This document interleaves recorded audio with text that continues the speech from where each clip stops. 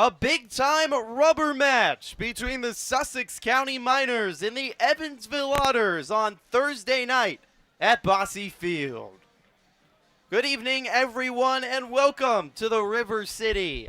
Sun scattered around, mostly overcast skies today, but a warm day and a big series between the Miners, a half game out of first place in the Frontier League East, and the Otters, half a game out of first place in the Frontier League West. Top two pitching staffs in the league as well, and we've seen some great pitching duels so far in this series. Lucas, Sussex County came from behind in the ninth inning to end up winning in extras on Tuesday, and then yesterday was all about Tim Holdgraver, one of the best starts we've seen from any Otter this season, evening up this series at a game apiece. Yeah, we've seen a lot of dominant performances by Otters pitchers, but 8 innings of shutout baseball from Tim Holdgraver yesterday, and gives the Otters a chance to win back-to-back really tough home series in this 6-game homestand. And Otters pitching staff only allowed 11 runs in their last 5 games against some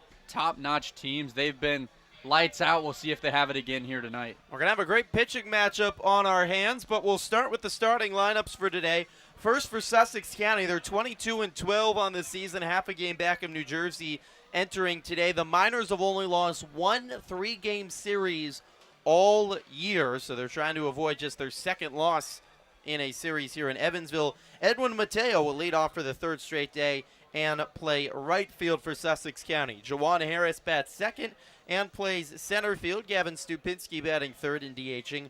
Orhaj Anu in the cleanup spot playing left field. Abraham Mao bats fifth and plays third base. Juan Santana batting sixth and playing first. Bottom three in the lineup. Willie Escala bats seventh and plays shortstop. Elvis Lopez, the catcher, bats eighth. And Will Zimmerman bats ninth and plays second base. Griffin Baker, the lefty ace for the Miners, is on the mound tonight for Sussex County. Very quickly, your player to watch on the Miners lineup.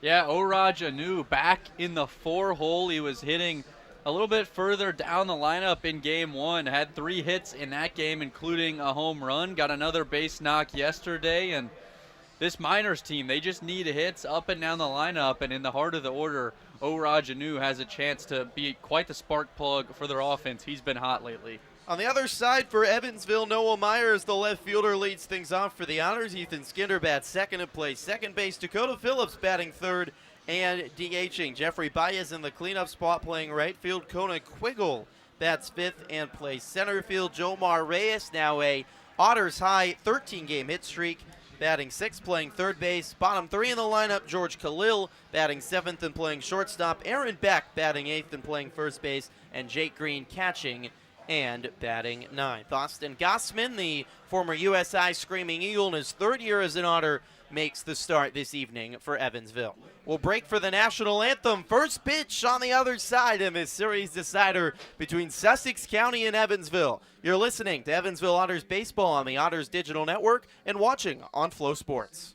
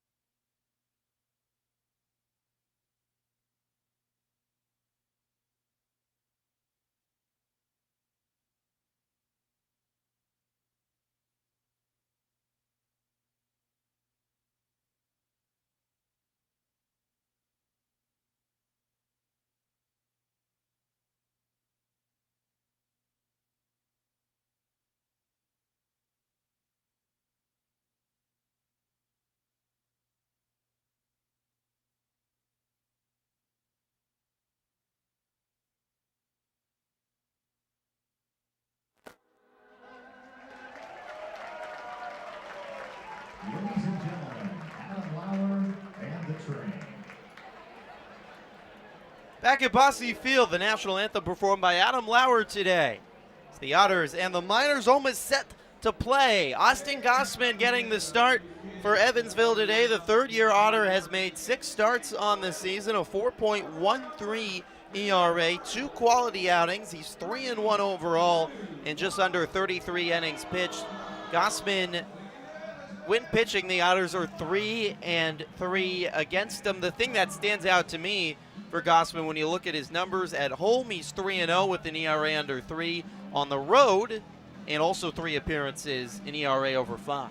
That's a great point, Griffin. And Gossman, a guy who's really familiar with Evansville. You can just tell how comfortable he is here at Bosse Field. He's played a couple years for the Otters now, and he appeared here a few times in some college games as well. But Bosse Field certainly home for Austin Gossman, and we'll see if he's got it here again tonight. He will face Sussex County's lineup that struggled yesterday. The Miners mustered just 5 hits, just 1 walk, struck out 11 times, and no runs. Around Gossman on the diamond today, Jake Green catching for Gossman. This is the 5th time these two have been the pitcher-catcher battery this season. Aaron Beck is at first base, Ethan Skinder at second, George Khalil at short, and Jomar Reyes at third. The outfield, typical Otters as well, with Noah Myers in left, Kona Quiggle in center, and Jeffrey Baez in right field. It's the 2nd career start for Aaron Beck, the Evansville native, at first base. It's been a mostly cloudy day here in the River City, but the sun is peeking out from behind the clouds at the moment, with the shadows in between the mound and home plate. 77 degrees with some humidity, making it feel a little bit warmer. Not much wind, just 7 miles per hour blowing straight in from center field. Our umpires, Brad Wilson at home plate, Clark Morgan at first, and Reed Hoover at third base. Big crowd on this Thursday night. It's Margaritaville night at the ballpark, as well as the Thirsty Thursday. And a great crowd on hand to watch a big game between 2 teams that could, if one wins by the end of the night, be in first place in their own division.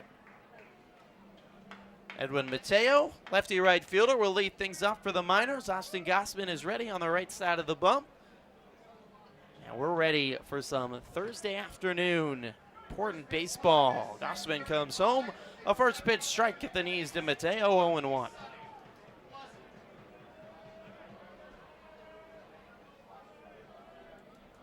Gossman looking into the sun. Kicks and throws. Swing and a miss by Mateo. The breaking ball. 0-2. What are you looking for here, Lucas, today from Gossman to show that he's off to a good start? Gossman comes home. Outside 1-2. Yeah, I think it's just commanding his pitches. He didn't have any walks in his last outing, and when his stuff is there, as it certainly has been at home, he just trusts that defense behind him and gets the job done. Mateo swings with the 1-2 and pops it up into center field. Quiggle running in, coming in a few more steps under it. Makes the grab, 1 away. The sunglasses on to help shield him from the sun. Mateo flies out to start the game. You'll see a 4-pitch mix from Gossman. Fastball, sinker, cutter, and slider. He's not going to throw super hard. Just 5'10" and 190 pounds. He's not an imposing force at the mound, but a high IQ and analytical pitcher. Jawan Harris comes to the plate with 1 out and nobody on here in the top of the first. Gossman fires home. A breaking ball on the inside corner of the plate for a strike.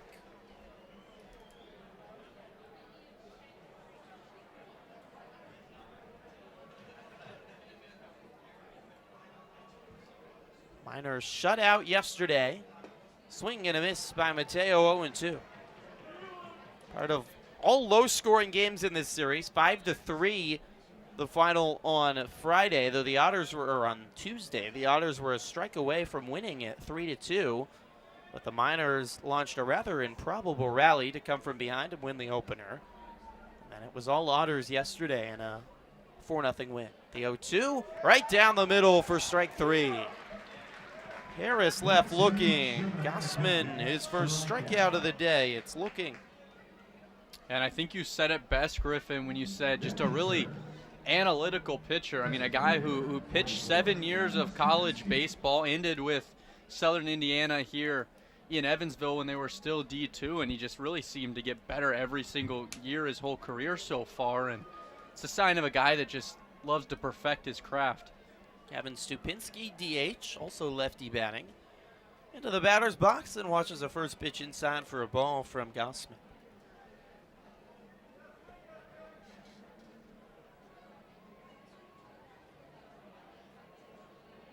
Kick and a throw home. Stupinski takes a strike on the outside half.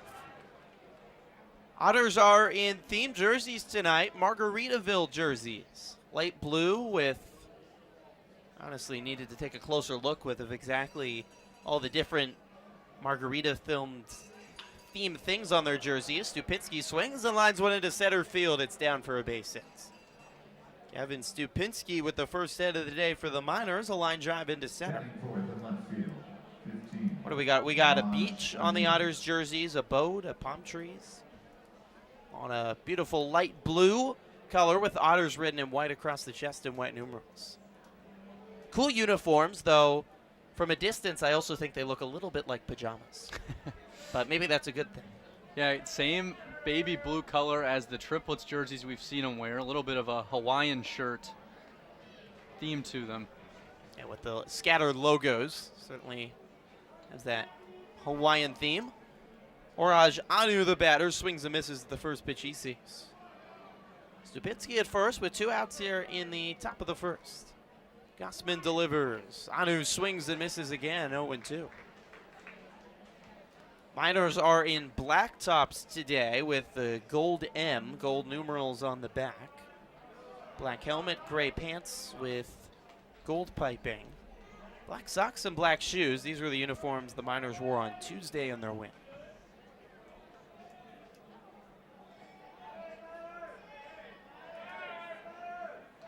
Gossman twirls home. Outside, 1-2. Sun is disappearing back beyond the clouds. Mostly overcast skies today. Starting to heat up and feel a lot more like summer with yesterday the first official day of summer.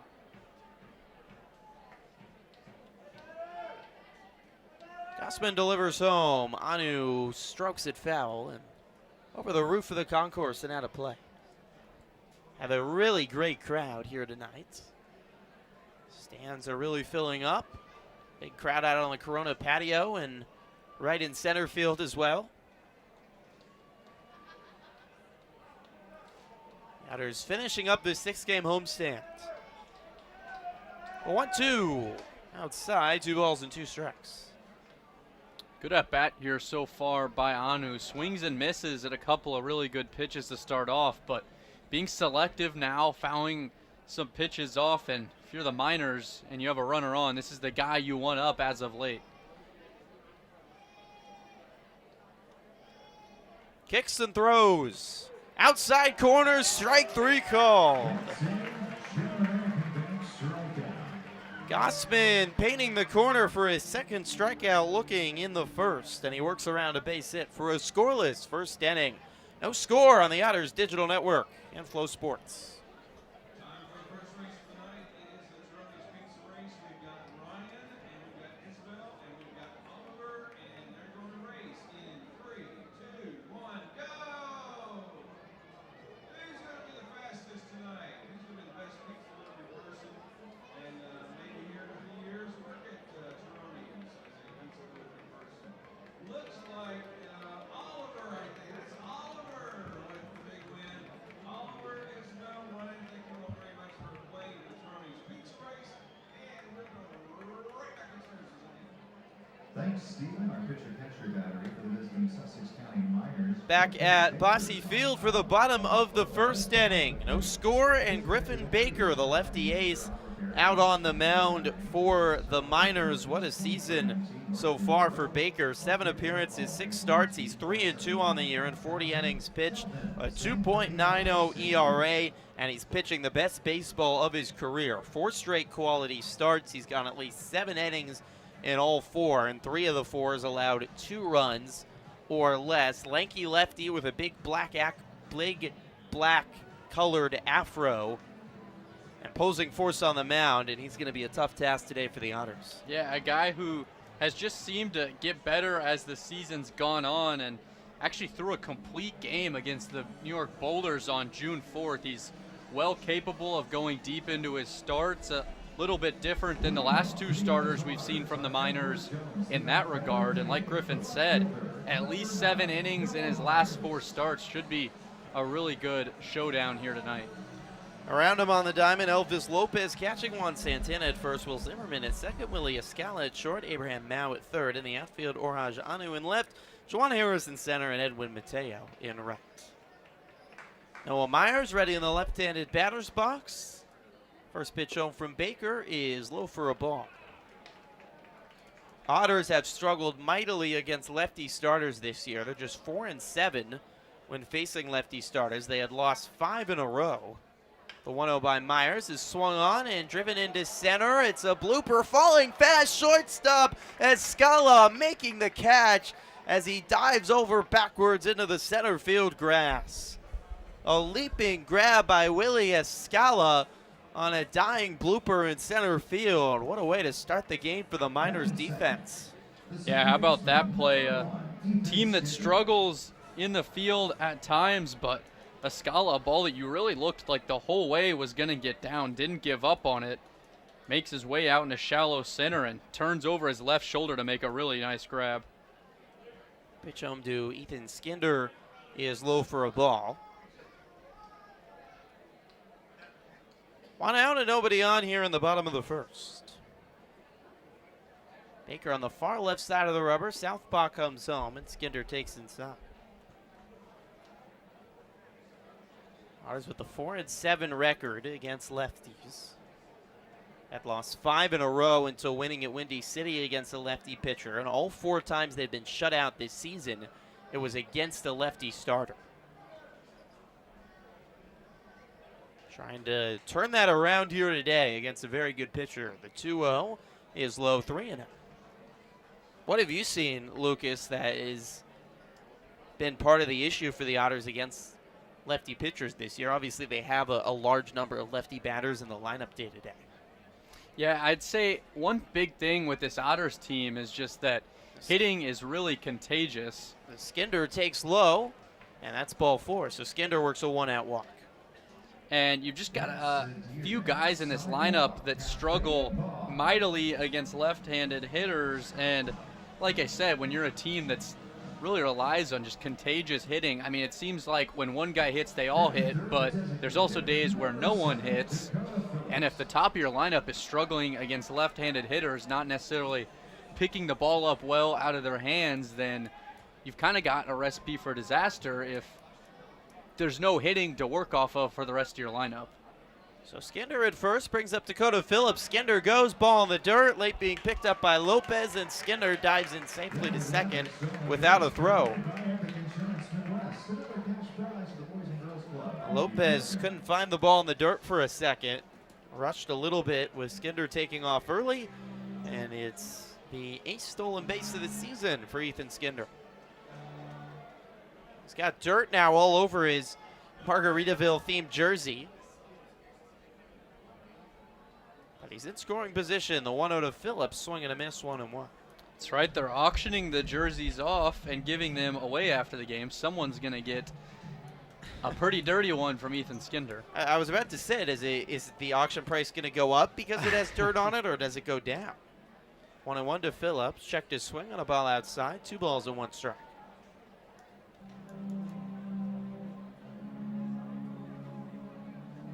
The dirt means it probably requires some cleaning before it can be worn, though it probably all the players' jerseys should be clean because they'll all be sweaty and quite gross. 2-1 by Phillips, swing and a miss on a breaking ball, 2-2. But it also shows some character that it was played in and was well involved in the game.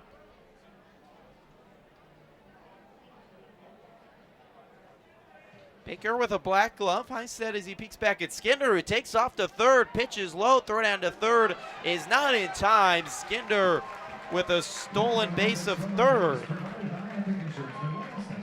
Got a great jump, and Lopez's throw was to the left of the bag, opposite of where Skinder was diving in. The jersey is even more covered in dirt. And Skinder is 90 feet away. Yeah, and you see Baker telling his teammates, my bad there. He was one looking each time, and Skinder picked up on that pretty quickly. Payoff is swung on, driven down the right field line, a fair ball. Rolling into the Otters bullpen, Skinder will score. Phillips sliding into second safely with a double.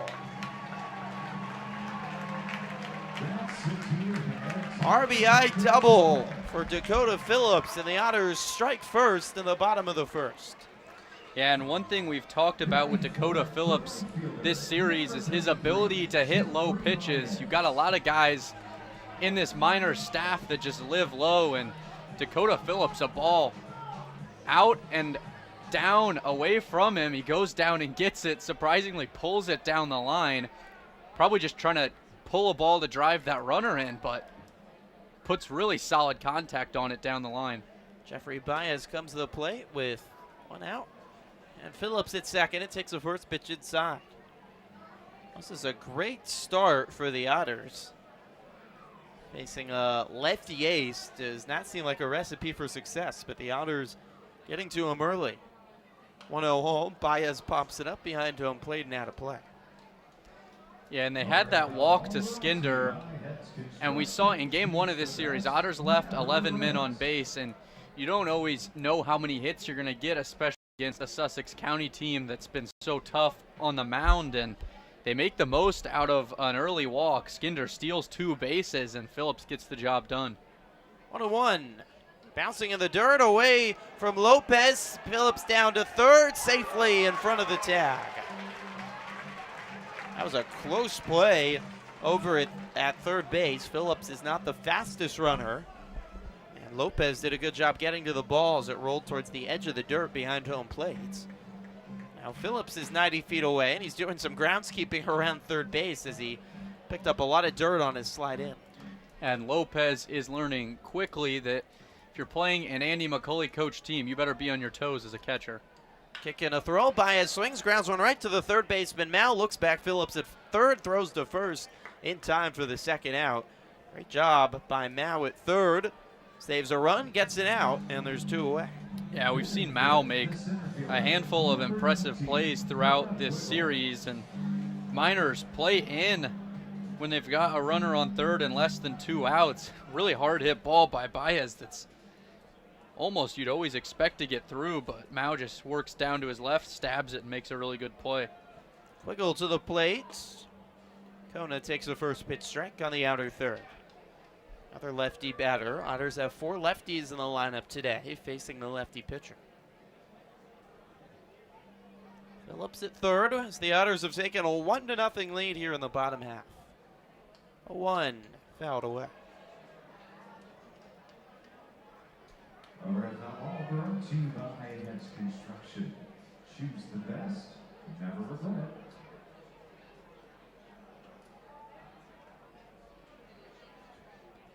RBI double by Dakota Phillips, giving the Otters the lead here in the bottom of the first. Baker a high set. Winds and delivers. Swing and a miss by Phillips. Chased a slider, and Baker the strikeout to end the inning. The Otters, though, an RBI double by Dakota Phillips gives them a 1-0 lead through 1 on the Otters Digital Network and Flow Sports.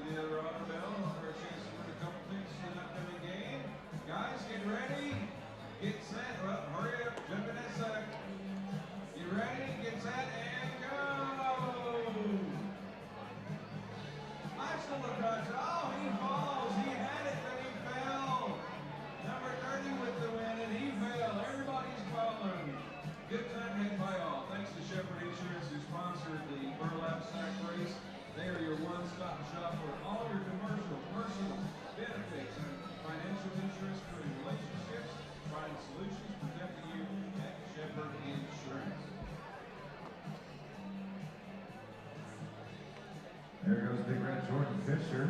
Want to grab another read box? Great to have him here at the ballpark tonight. He's here with the C. Tucker Group. Great to have Big Red Jordan Fisher here. Team McClintock is in left field. Let's give Team McClintock a big round of applause and welcome to Bosse Field. About 80 of them in the left field tent with a great view of the outfield and ballpark. Say hello to the Big Cats corner in section 1. Make some noise. Show a couple of beat boxes there on a Thursday evening. Enjoy. Great to have you with us on another Budweiser Thursday in Margaritaville night. Frontier League Baseball on Flow Sports is brought to you by Budweiser. It is a Budweiser Thirsty Thursday here at Bosse Field. A big crowd enjoying an early lead for the Otters. They lead 1-0 through one inning. Austin Gossman back out to work the top of the second against Abraham Mao. Ready batter, Gossman twirls home, and Mao takes the first pitch breaking ball for a strike. Gossman keeping the mustache on. A new look for him midway through this season. The 0-1. He is low 1-1. Gossman, the day after struggling in a start at Joliet at the start of the month, showed up the next morning on the bus with a mustache starting to grow.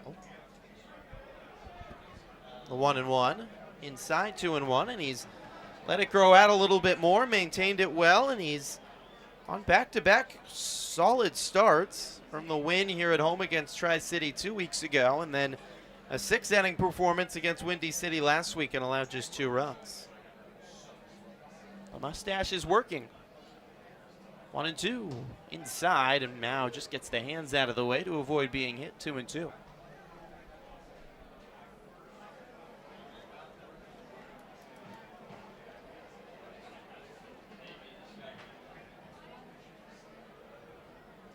Gossman twirls home, and Mao fouls it off the thigh of Jake Green, who's limping a little bit behind home plate.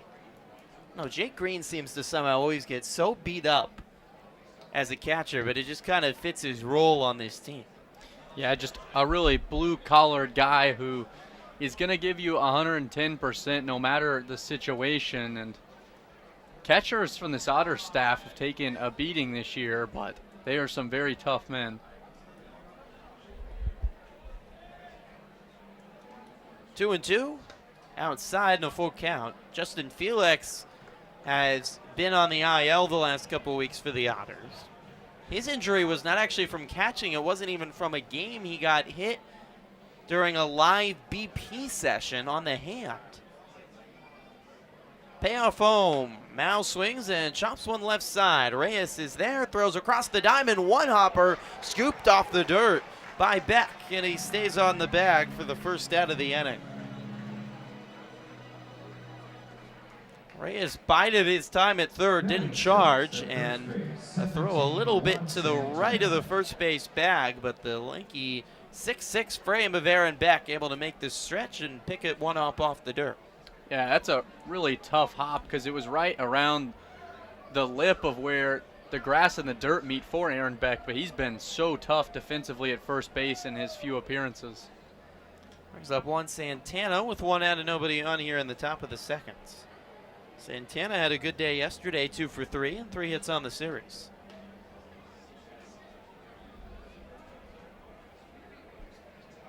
Want to know? Santana swings, drives one down the left field line, rolling all the way to the wall. Hustling into second, a stand-up double for Juan Santana. A great series for the first baseman. First year with the Miners after being with Tri-City last year. Dominican Republic native with 4 hits. Yeah, he just sits back on a breaking ball that was honestly inside of the strike zone, was running in right around his hands, but he turns on it just so well there. And guy with some pretty good experience. You mentioned having a good series, and he has 4 years of experience in the Astros organization. Willie Escala, lefty batter, stands in and takes the first pitch low from Gossman.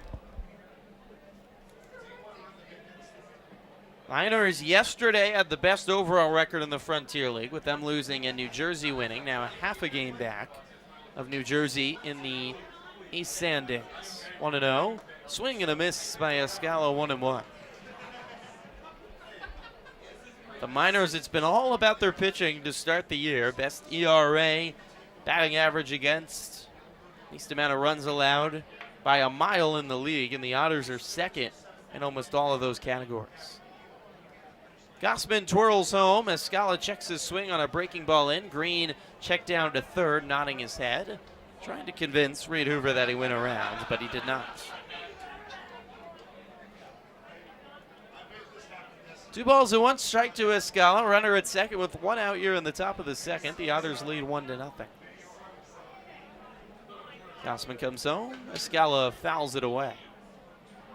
Yeah, and what's really holding this Miners team back from just being outright dominant is the inability at times to manufacture runs. We saw that on display yesterday, and coming into this series, 13th in the league in runs scored. They've struggled this week. The 2-2 is fouled off the inside of the bat of Escala to stay alive. Had just 2 runs into the 9th inning on Tuesday before mounting that stunning comeback with 1 in the 9th and 2 in the 10th. And shut out yesterday. Gossman peeks back at seconds. Delivers to Escala, swing and a miss. Back to the breaking ball, 2 away. 3 strikeouts already for Gossman. 8, Elvis Lopez. Not a big strikeout pitcher, just 25 strikeouts in 32 2/3. More of a contact guy, but the breaking ball is working very well early for Austin Gossman. Yeah, he'll often start the count with either that cutter or sinker that have been working so well, and breaking ball has been his go-to strikeout pitch so far. Elvis Lopez, catcher righty batter, watches the first pitch low for a ball. Santana at second on a double. 2 outs now here in the top of the second. The Otters leading 1-0.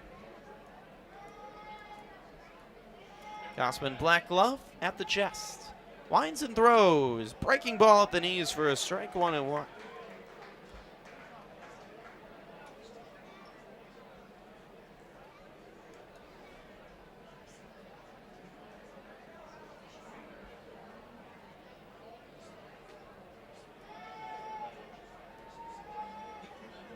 Gossman comes home. Lopez takes a strike on the inside corner. It's been a big strike zone so far for Brad Wilson behind home plate. It typically is. Wilson is this 3-man crew of Clark Morgan, Reed Hoover, Brad Wilson has frequented Bosse Field so far this year, as time called by Lopez. Wilson has had an especially large strike zone. Only going to add more help to these excellent pitching staffs.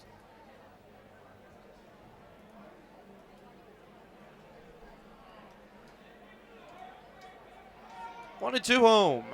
Outside 2-2. Ball gets past Green to the backstop and down to third goes goes Santana. Wild pitch that Green couldn't get to in the left-handed batter's box, and the Miners have the tying run 90 feet away.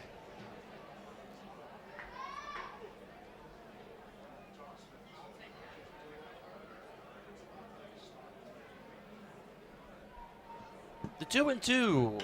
Swung on and driven to right. Baez back under it and makes the grab.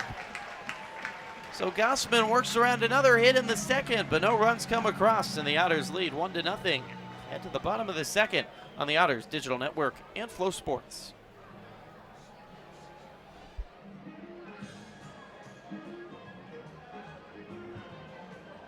It's time to see who gets to upgrade to the Ashley Furniture Home Store Best Seats in the House.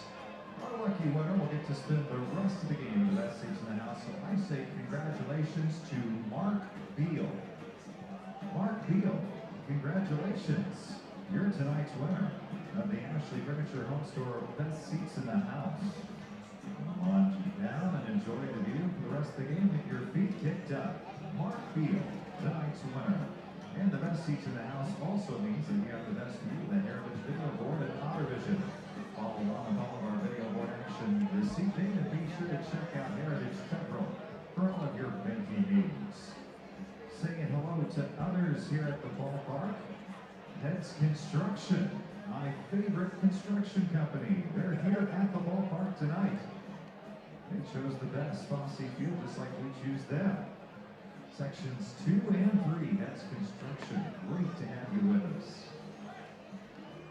MICAI, they're in the Chrome Extra patio decks 1, 2, 3, and 4. Big I, Indiana, decks 5 through 10.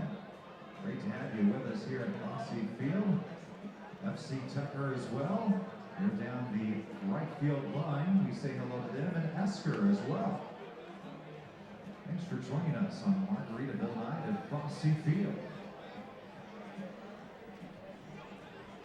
Bottom of the second inning from Evansville. 1-0 lead for the Otters over the Miners. Austin Gossman has pitched 2 innings without a run, and Evansville scoring first off the Miners ace Griffin Baker with a RBI double by Dakota Phillips. Jomar Reyes, the longest hitting streak of any Otter active on the season at 13 games, comes to the plate to lead off the second. Reyes taking all the way, a first pitch strike. Jomar, 13-game hit streak, hitting .320 on the year and leading the Otters with 40 hits. That's 40 hits in 32 games as Reyes swings and misses at a ball in the dirt. 0-2. He's been so consistent. 28 hits in 32 games. Hit apiece in the first 2 games of this series. You can count on Reyes to find a way to get a hit. Swing and a miss at a fastball up, and Baker's got Reyes down on 3 strikes.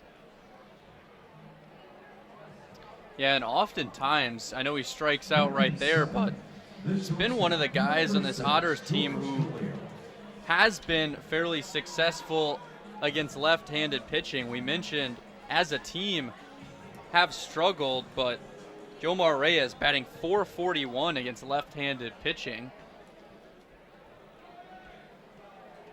Brings up George Khalil. Ready batter takes on the inside corner for a strike.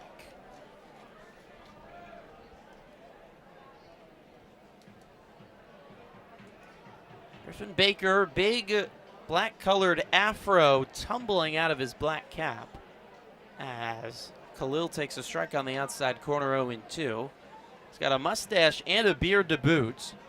There's a lot of hair around the face of Baker. It's a really good baseball look. It's an impressive head of hair. The 0-2 bouncing in front of home plate. 1 ball and 2 strikes.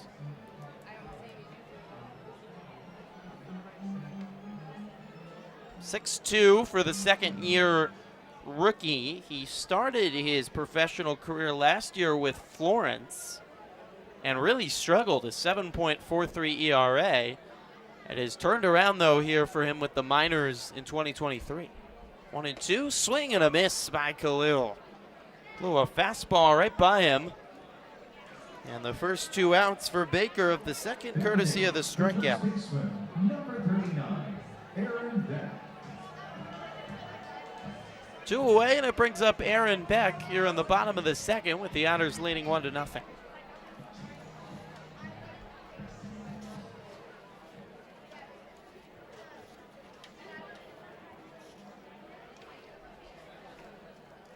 Baker kicks and throws. A strike on the outside corner, 0-1 to Beck. Baker played 5 seasons at Division II Belmont Abbey College in North Carolina. The 0-1 by Beck is pumped up into shallow left. Beck is the shortstop. Escala in is Anu, and Anu makes the catch in shallow left for the 3rd out of the inning. The Otters go down in order in the second. 1-0 Evansville on the Otters Digital Network and Flow Sports. Here we go with the fish toss. We have the contestants being assembled right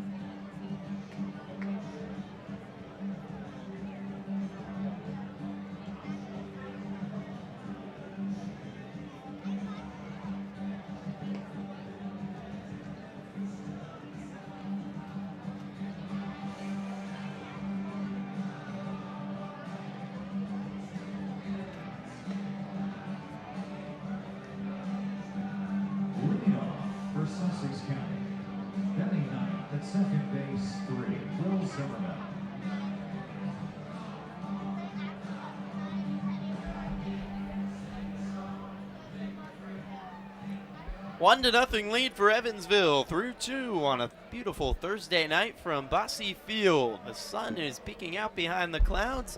Upper 70s, a big crowd enjoying a big matchup tonight in the series decider between the Miners and the Otters. Will Zimmerman, ready batter, leading things off for Sussex County, and takes a first pitch strike from Austin Gossman.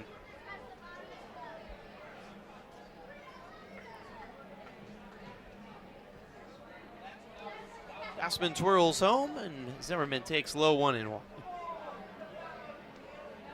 We invited the star from yesterday, Tim Holdgrafer, the Otters starter who went 8 shutout, to come on the broadcast, but he's a little bit modest. He doesn't like to talk about himself on the broadcast. The 1-1. Zimmerman takes side 2-1. He did kind of give me the breakdown, though. It was interesting on what was working for him yesterday, and actually said he had a mechanical adjustment earlier in the week that he thought really helped him in yesterday's spectacular 8 shutout innings. The 2-1 home to Zimmerman. As strike at the letters 2-2, I think we noticed how much he was using the cutter and how effective. And he said he actually was standing up taller on the mound, straightened up his back a little bit, and found that he had better command of his breaking ball, especially that cutter, as the ball's pulled in to the left-handed batter's box for a ball to Zimmerman, a full count. And that really helped him improve the command of his cutter and all of his pitches, and things just really kind of rolled on from there. Payoff to Zimmerman is fouled straight back. Yeah, interesting to hear some insights out of a pitcher who's been so successful the last couple of years. I mean, it's so interesting to hear about. You got guys who are that successful and they're still making adjustments, just finding little ways to get that much better. And I mean, it certainly showed yesterday. 3-2 inside for ball 4. Zimmerman works the walk.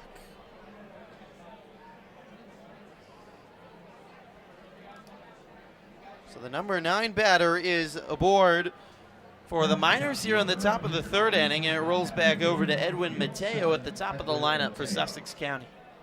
1-0 lead for the Otters here in the top of the 3rd inning. Series decider today between the Miners and the Otters. Sussex County 8-1 this year in 3-game series. No one has a better series record in the league. As Mateo takes the first pitch inside, Green hopping out of his crouch on the ball in the dirt to make sure Zimmerman stays at first. Otters are 7-4 in series, including 5-2 at home. And one thing you said to me off air yesterday, Griffin, is this team just doesn't develop losing streaks. I mean, they bounce back so well from subpar performances, and it's been impressive. 1-0 is swung on and driven into right field, a base hit. Zimmerman takes a big turnaround second, puts on the brakes as the ball's relayed into the infield. But it's back-to-back base hits with nobody out here in the top of the 3rd. Zimmerman the walk, not back-to-back base hits, beg your pardon. The walk by Zimmerman, back-to-back base runners, and the base hit by Mateo. And the Miners have a threat here. And it's tough for Gossman because in a series where the zone's been so big, 2 of those pitches that were called balls on his walk were decent ways in the zone, and causes you just to kind of second guess yourself a little bit. Hangs a pitch more so over the plate there than you would like to. Brings up Juwan Harris, who lunges at a ball down in the dirt. Did he pull it back in time? No, they're checking down to first. No, he did not. Harris kind of lunged at a ball. I didn't think he pulled back the bat in time, and indeed he did not. So Harris, 0-1 count to the righty center fielder. 2 on and nobody out here in the top of the 3rd. Shows bunt again, and again lunges at it and misses it, 0-2. And that's somewhat of a missed opportunity. We'll see if he goes for a 3rd bunt attempt, but a team that just struggles to manufacture runs, 2 on here with nobody out would be a big opportunity to move these runners into scoring position. Gossman delivers home. It's outside, 1-2. Harris had a RBI double in game number 1 on Tuesday. He was hitless yesterday, going 0 for 4 with 2 strikeouts. Gossman winds and throws. Swung on and grounded into left field, a base hit. Zimmerman hustling around. The throw home is cut off, and the Miners tie it at 1. An RBI base hit for Jawan Harris.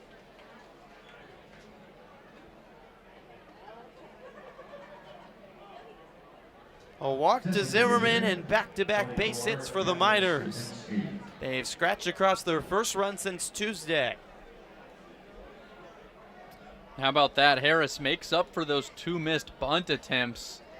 Says, all right, I'll just drive a ball through a really big 5-6 hole. George Khalil was holding the runner on there, and no chance for either Otter to make a play there. Gavin Stupinski, the DH, comes to the plate, and the lefty takes the first pitch low for a ball.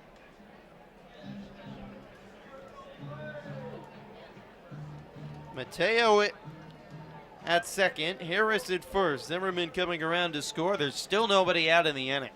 Stupinski had a base hit back in the first. 1-0 to the lefty. Swung on and chopped right side, racing over his Skinner, dives, able to field the ball, throw from his knees to first, in time for the out. Oh, the jersey is all covered with dirt for Skinner, already stole 2 bases. He's a little bit gimpy to get up. What a play, though, to save a run and get an out. Yeah, Skinner was shaded towards the middle a little bit. Makes that a really tough play, but a much needed out in this inning if you're Austin Gossman.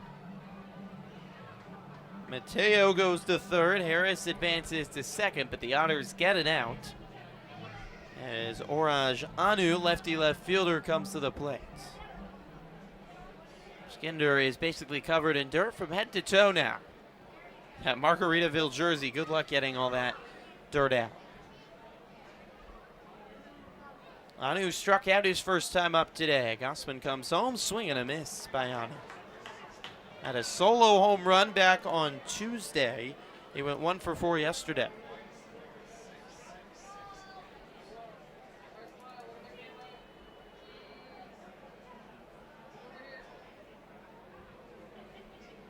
Gossman delivers home, swing and a miss. Back-to-back breaking balls, getting Anu fooled, and it's 0-2. We saw that meeting from Jake Green with Austin Gossman. You know, these are 2 big runners that are on right now that you'd love to strand. Got a really good pitcher on the mound for Baker by the Miners, and you know their bullpen's following that. Swing and a miss. 3 straight balls falling off the table to Anu, and Gossman with a huge second out of the inning. 3 pitches for his 4th strikeout of the game. Yeah, a couple really good breaking balls, and then looks like goes to the sinker there, just falls off the plate. Like you said, another really big out, and a big chance here to get out of this inning with minimal damage. Still 2 on, but now 2 out for Abraham Mao. Ready, takes a strike at the letters. Mateo at third, Harris at second. 1 run across here in the top of the 3rd.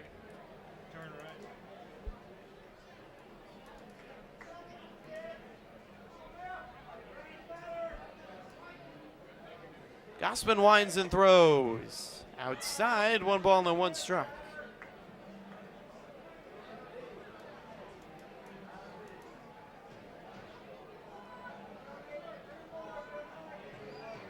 Gossman and the Otters looking for the last out of the 3rd to keep it tied.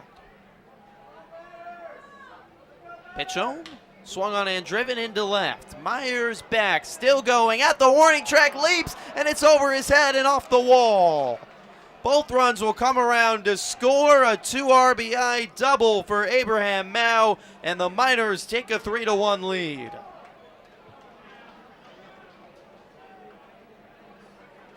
First baseman, 17, Juan Santana. Noah Myers leaping in left field. The ball just sailing over his glove, and the Miners take the lead in the 3rd.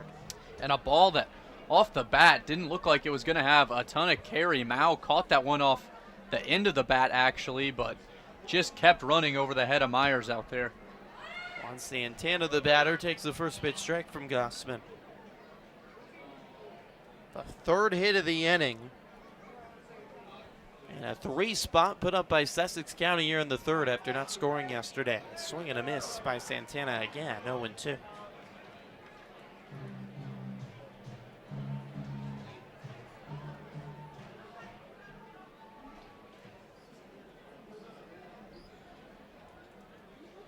Oh, and 2.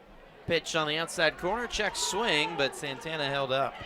How about Mao? He hadn't had a hit in the series. He was 0 for 11 entering that at bat.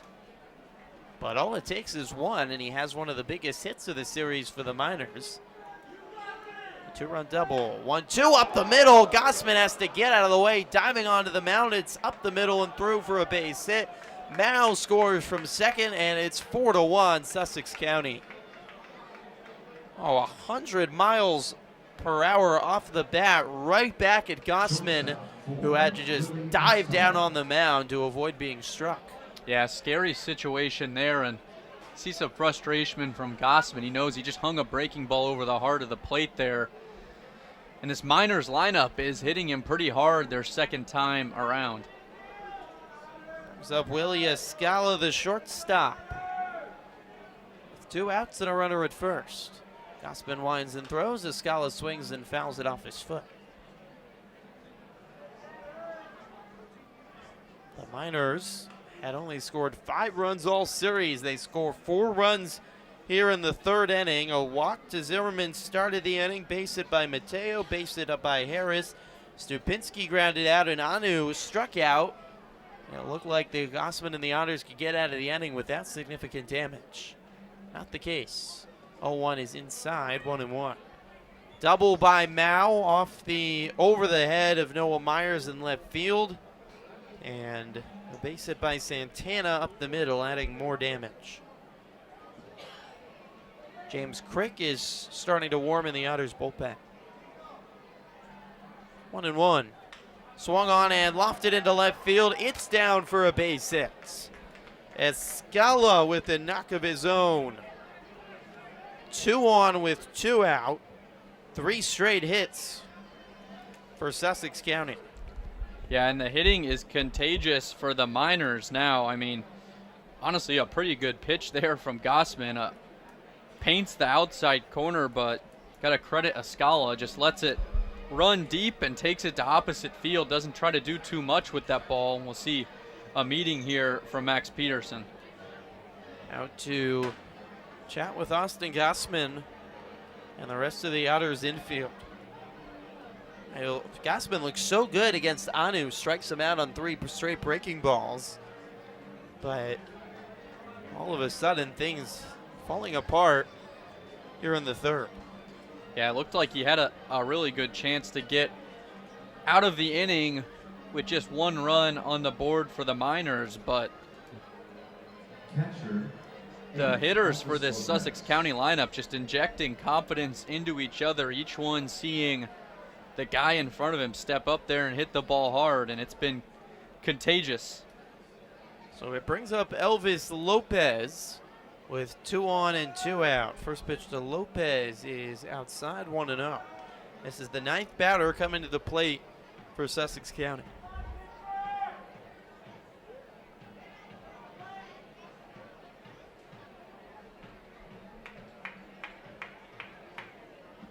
Gossman delivers. Lopez takes a strike on the inner third.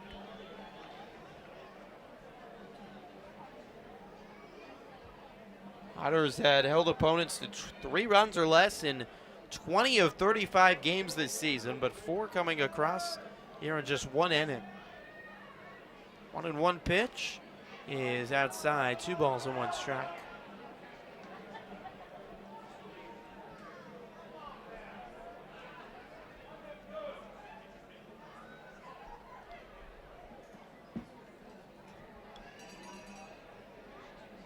.65 pitches now for Gossman.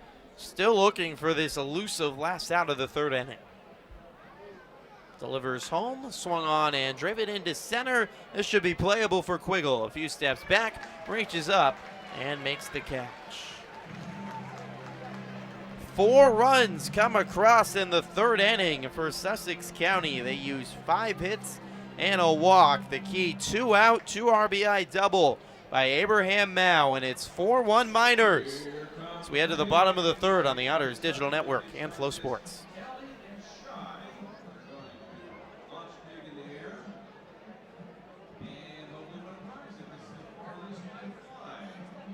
We're going to do the picks back-to-back innings now. We have the opportunity. This is the middle of the 3rd, and we're going to do it in the end. So perhaps we can do double picks today. Double bacon. Sorry about that. Oh, it's good. The more bacon, the merrier for me. All right, shine with the farthest one. There you go. Give them both a nice round of applause. Thanks for playing the Hickory Stop Line Picks Contest. Now, hey, say, your turn. Otters are back on Tuesday for a series against the Gateway Grizzlies. We just saw them last week. We'll see them next week. 5th, 3rd Family Night, Senior Connection Wednesday, and another Thirsty Thursday. Tickets, EvansvilleOtters.com, or only 1-2-435-8686. So go find that bacon at Hickory Fit.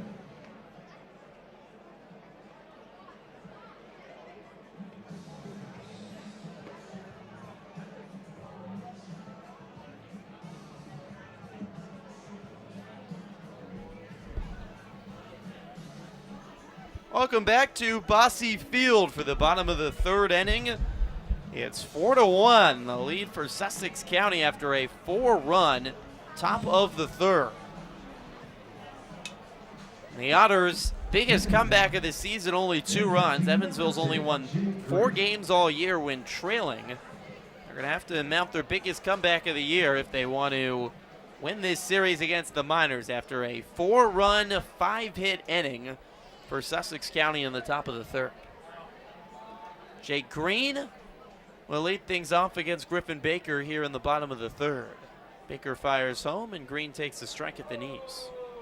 Yeah, and if you're going to come back against a team, this is a tough one to do it. If you're the Otters, you got the Miners with a really tough pitching staff. Swing and a miss by Green up in the zone, 0-2. And that pitching staff runs deep. When you get to their bullpen, they almost just continue to get better. And it's a big reason why they've won their last 3 series coming into this one. Kick and a throw and a pitch outside to Green, 1-2.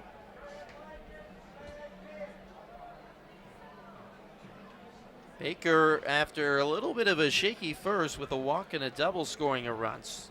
Had 2 strikeouts and sent the Otters down in order in the 2nd. He got a long rest on the bench before coming out for the 3rd. Fires home, pitch just low to Green. 2 balls and 2 strikes.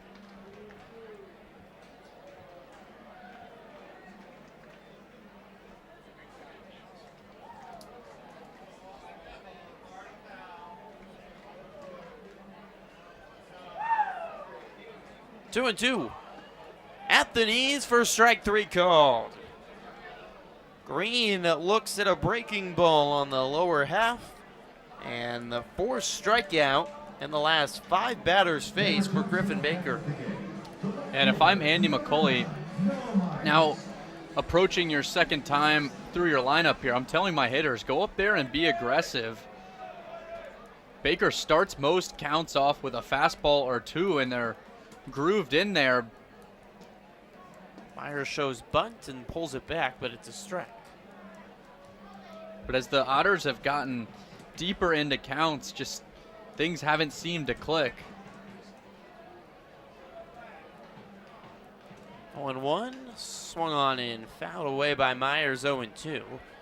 Evansville's found a way to win series this year, but can't really say the last few weeks have been dynamic offensively for Evansville.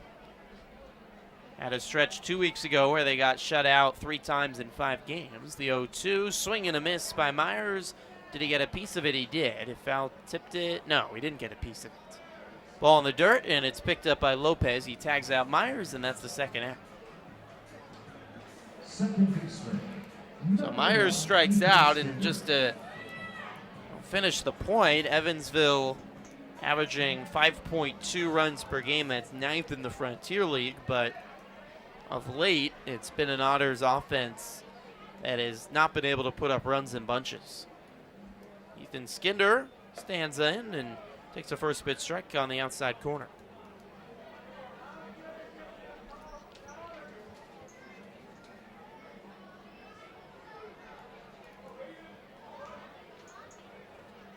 Skinder takes inside, 1-1. The Otters, over the last 8 games they've played, have scored more than 4 runs just twice.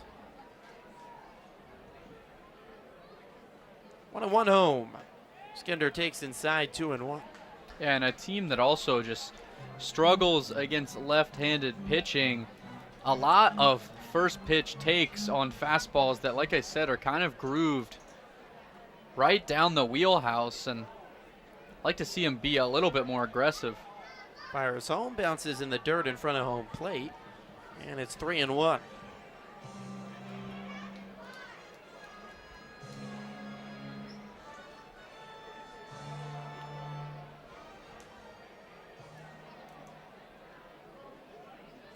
Baker has retired 7 Otters in a row. 3-1, sliced off the screen.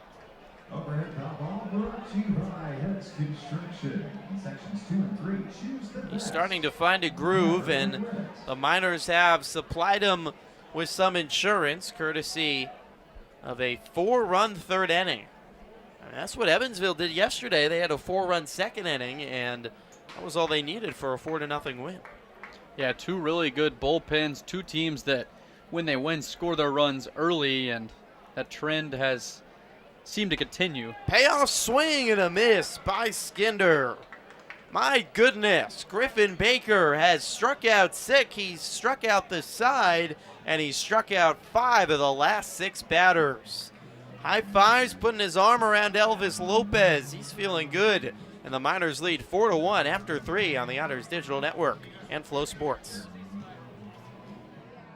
We have a free inning, so we're going to use our cameras here at the ballpark to do a fan cam. You see an Otters Digital Network camera on you.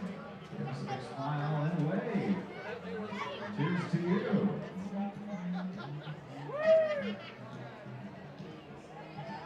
Great to have all of our fans here tonight on Margaritaville night at Bosse Field.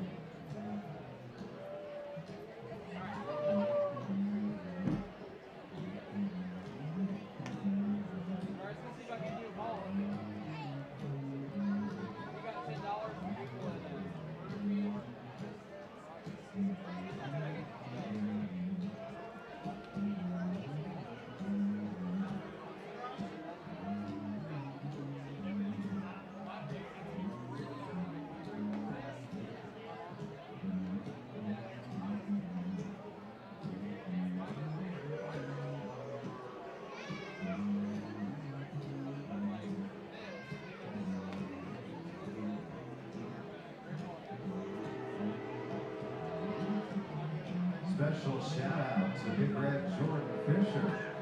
Yeah, he's working that camera. Wants to know the employee, always know the employee. Second baseman 3, Will Zimmerman.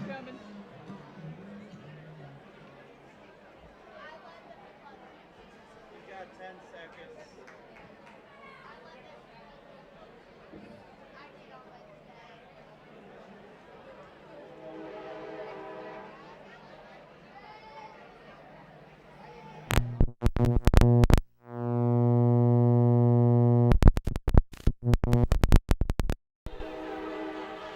Frontier League Baseball on Flow Sports is brought to you by Old National Bank, your bank for Evansville, your bank for life. Well, Zimmerman is the batter. He swings at the first pitch, up the middle. Ethan Skinder in, gloves it, throws to first, and there's one away. 4-1, Sussex County leads here in the top of the 4th inning. Quick first out for Austin Gossman after giving up 4 runs in the top of the 3rd inning.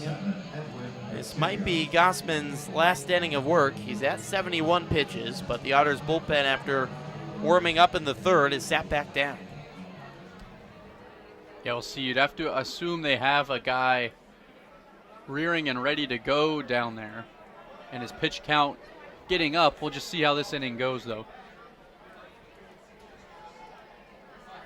Edwin Mateo comes to the plate. Lefty batter, leadoff, takes inside for a ball, 1-0. Sussex County sent all 9 batters to the plate in the third inning. They used 5 hits, including a key 2-out double by Abraham Mao to plate 4 runs. 1-0 is low, 2-0.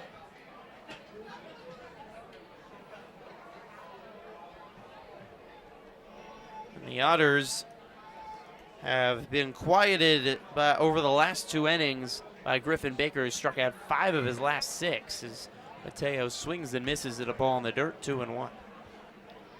Yeah, and we've seen this series is both teams just trying to avoid that big inning because runs can be hard to consistently come by. Mateo swings, it's up the middle, skidding off the side of the mound and into center field. Single for Mateo, his second of the game, 1 on and 1 out.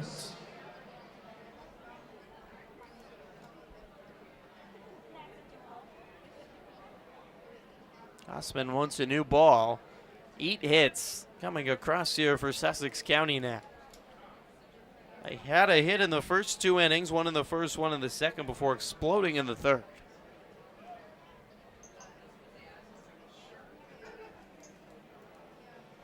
Jawan Harris to the plate, digs into the right-handed batter's box, and takes the first pitch outside for a ball.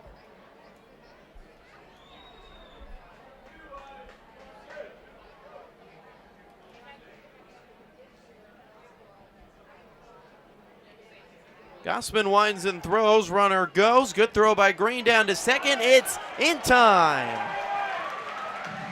Jake Green throws out Edwin Mateo, a perfect throw from the Otters catcher.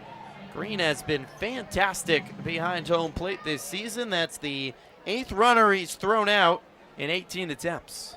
Yeah, really good play there. Puts the throw on a dot and is able to avoid another runner in scoring position. Harris takes low, 2-1. So now 2 outs and the bases have been cleared. In the top of the 4th, Miners lead 4-1.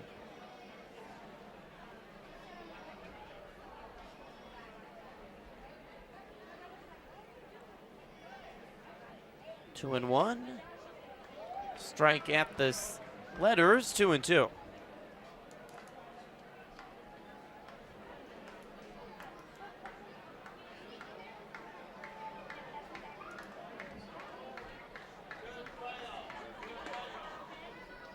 Harris make that, takes low again, and a full count. Sun is peeking out again behind the clouds. Most of the field in shadow, except for right. The poor fans on the Corona patio trying to stare in and watch the game, staring right into the sunshine. Payoff home swing and a miss by Harris. 2 strikeouts for Gossman in the inning. He has 6 strikeouts. And the Miners go down at the minimum in the top of the 4th. 4-1, Sussex County leads on the Otters Digital Network and Flow Sports.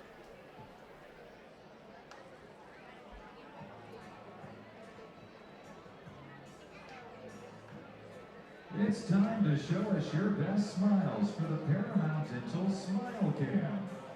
Over 300,000 members trust Paramount Dental because it's based right here in the Hoosier state of Indiana. Paramount Dental has been ensuring smiles for more than 37 years. Keep smiling with Paramount Dental. What a smile. And be sure to check out all the Frontier League action on Flow Sports, the official streaming partner of the Frontier League. Never miss a game and follow along all the way to the championship. Just visit EvansvilleOtters.com for links to watch and subscribe for all Frontier League and Flow Sports content. What a crowd.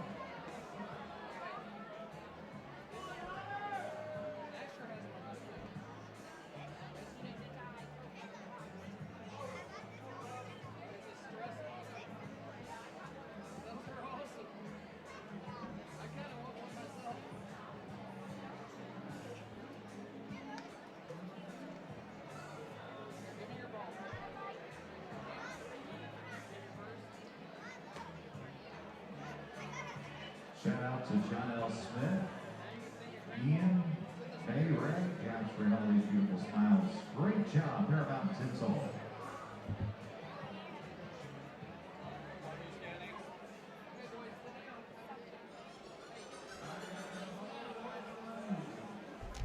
Designated hitter number 7, Dakota Phillips. Welcome back to Bosse Field, a 4-1 lead for Sussex County in the bottom of the 4th inning. Frontier League standings continuing to shape up with both of these teams a half game back of first place in their respective divisions. Otters half game back of Schaumburg, Sussex County half game back of New Jersey, with teams following in close pursuit behind them. Every game important in the Frontier League as Dakota Phillips swings at the first pitch he sees, pops it up into right center. Over is the center fielder Harris, and he makes the catch, one away. Yeah, and a really big rubber match. You saw both teams half game back in their respective divisions, and both will be on the road after this. Obviously a 9-game road trip that is almost a third of the way done for Sussex County, and the Otters head to Florence this weekend.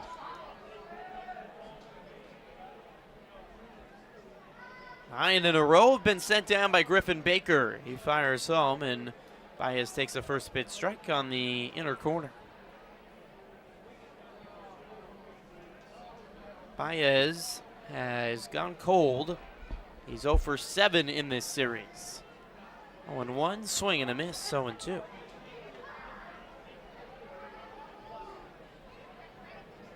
It's bang or bust for Jeffrey Baez this season. He'll have a huge series with a few home runs, a bunch of RBIs, and then he'll have other series where he doesn't reach base.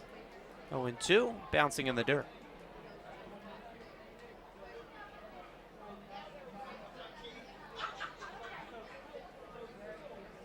Ed Wilson out and a new baseball to Griffin Baker on this warm evening. Otters wrapping up a 6-game homestand. Evansville has barely had to leave town lately. This is Evansville's 12th home game over the last 15 played. 2 6-game homestands sandwiched over a just small 3-game series against Windy City. It's all going to change soon. The Otters spend almost all July on the road. 1-2 to Baez. Swing and a miss. Pitch on the hands fooled Baez. It's strikeout number 7 for Griffin Baker. Yeah, and that's been a common sight tonight, as you see just a really defensive swing from Jeffrey Baez, and Baker just has these Otters hitters guessing up there. It's almost automatic at this point.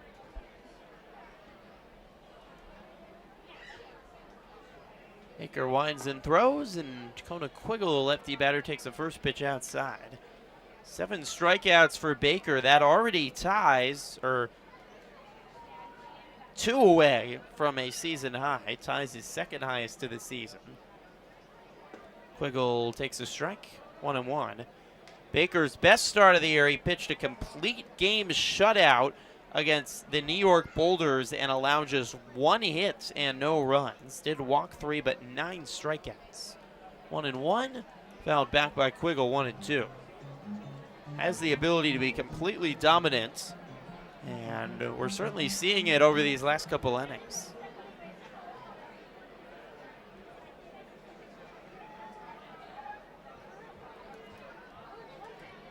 Four to 1, Sussex County leads. The 1-2 swung on and lofted into right field, a base hit. Quiggle finds some grass, and the Otters have just their second hit of the day.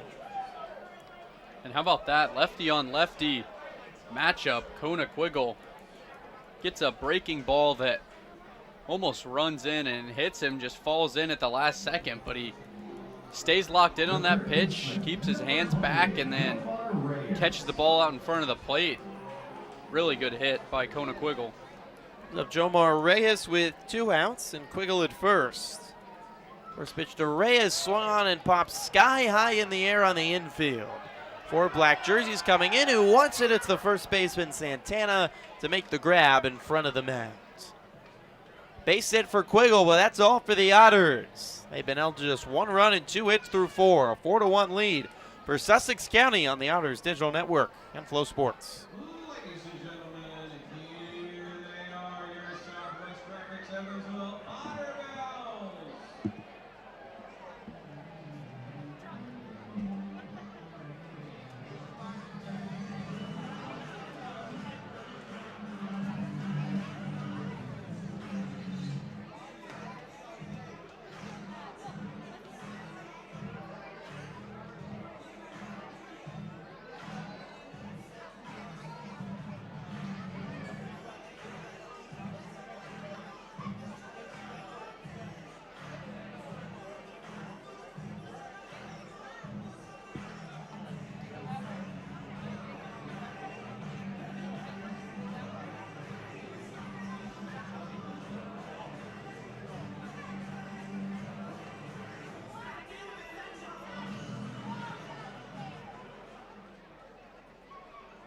Ladies and gentlemen, your Southwest Graphics Evansville Otter Bells.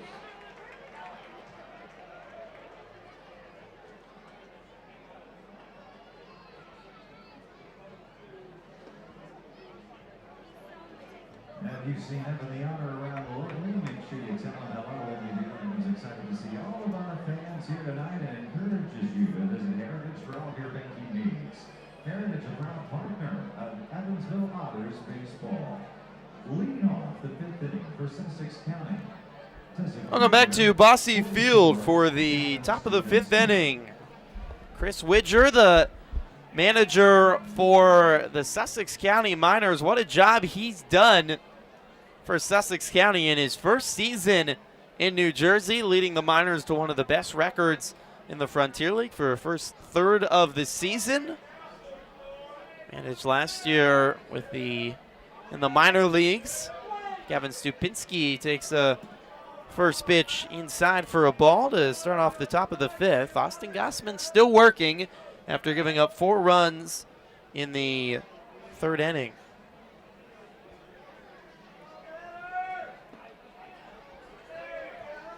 Pitch in for a strike to Stupinski. Widger is, there's so many managers, especially in the Frontier League East, that have been professional ball players. If Pete Incaviglia, the legendary college baseball player, Stupinski grounds one to second. Skinner into glove it, easy throw to first in time, one away.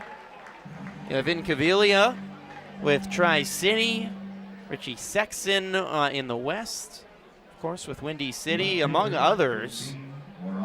Widger played with, kind of a journeyman, played with 8 different MLB teams, won World Series with the Chicago White Sox in 2005. They're managing the Northwest Arkansas Naturals last year, AA affiliate of the Kansas City Royals. And a part of the best pitching staff in the league right now, as Jorge Anu swings at the first pitch, grounds it right to Reyes, bats it down, picks it back up, go to first in time, 2 away. 2 quick outs here in the 5th inning for Austin Gossman.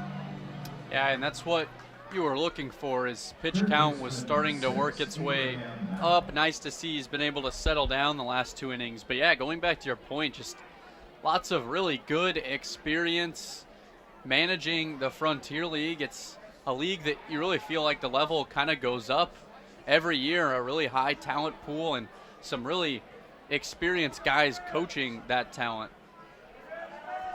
2 away, Abraham Mal, the batter, takes the first pitch outside for a ball. Talked about a little bit Sussex County yesterday and started in the Can-Am League, moved over as the Can-Am League merged 2020 with the Frontier League. Mao checks his swing and can't hold up. 1-1. Over 500 the last 2 years, but not able to make it into the playoffs, trying for the first time in their league history to make it into the playoffs this year. 1-1 home. He is low, 2 balls and 1 strike.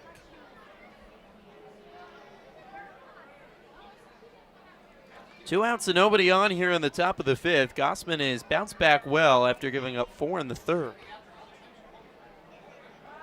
Fires home. Breaking ball outside, 3-1.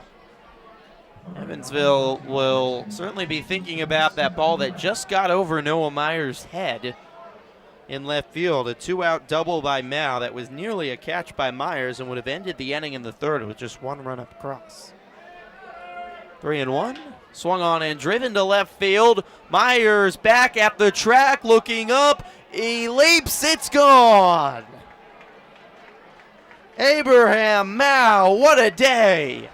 A 2 RBI double, a solo home run, and the Miners extend the lead to 5-1.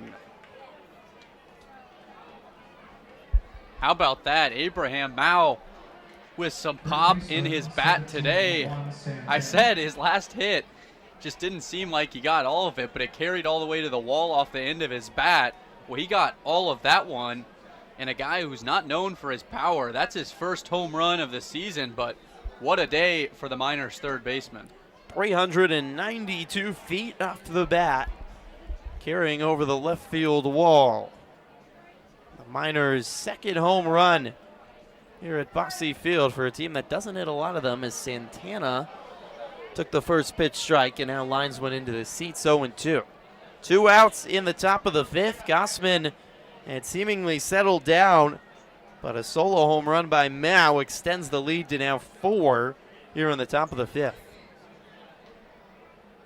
The Otters bullpen is back to being busy. Pitch outside to Santana, 1-2. Gossman at 91 pitches, 5 runs across on his tap. It's James Crick again, who was warming up back in the 3rd, who's throwing. 1-2, swing and a miss by Santana on a pitch falling out of the zone. Gossman has 7 strikeouts tonight, but a solo home run by Abraham Mao extends the lead for the Miners. 5-1 they lead on the Otters Digital Network and Flow Sports.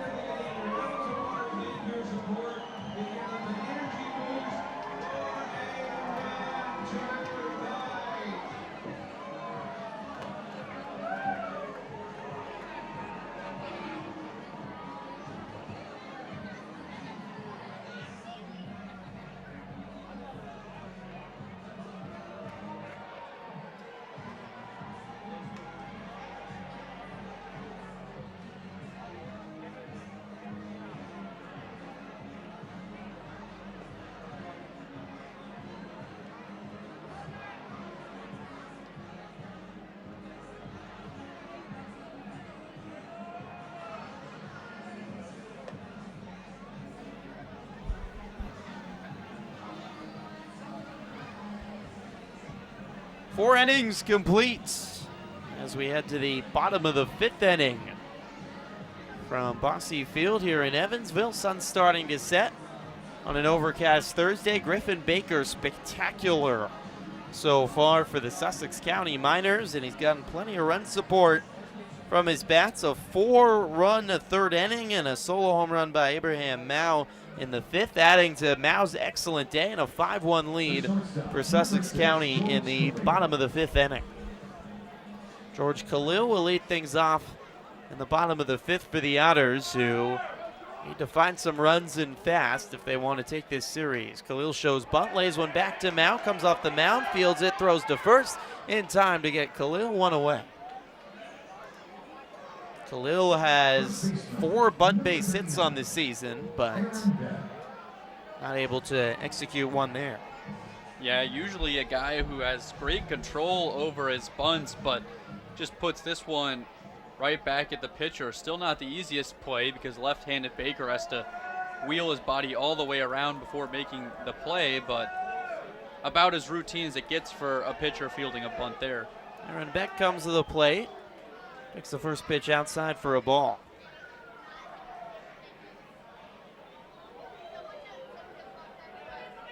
One out, nobody on here in the bottom of the fifth. 5-1, the Miners lead. Baker delivers home. Beck swings and fouls it away. Beck had his first multi-hit day yesterday as a professional. Base hit and a double. 3 hits on his career. He's 3 for 10 to start his career, including that 2 for 4 day yesterday. 1-1. Beck fouls away. 1-2. Former Indiana State Sycamore, graduated last year in Terre Haute, was a 2021 Missouri Valley Conference first-team player. At .319 last year as the everyday left fielder for Indiana State. Started as a first baseman here with the Otters. They've needed him there with the injury to Jacob Olsen. 1-2 home. Swing and a miss by Beck, 2 away. Strikeout number 8 for Griffin Baker.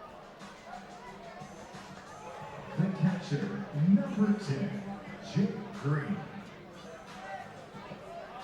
2 away brings up Jake Green, the catcher, with nobody on here in the bottom of the fifth. And we saw the Otters get off to a good start in the first inning. We thought maybe this is the night they can get to a strong lefty pitcher, but they've had nothing since. Jake Green takes the first pitch outside. Yeah, Baker quickly put that first inning behind him, and here almost 2 times around the Otters order, he's almost seemed to get better as the start has gone on. 1-0 home, swing and a miss, 1-1. Be interesting to see how deep he'll go into this game. Baker sitting at 57 pitches right now. He's worked efficiently despite how many strikeouts he's had, and a guy who normally goes deep into outings. Baker fouls one off the screen, 1-2.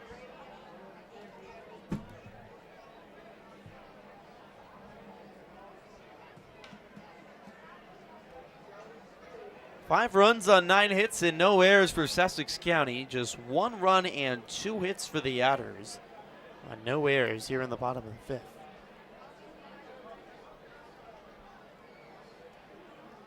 Baker throws outside. 2-2 to Green.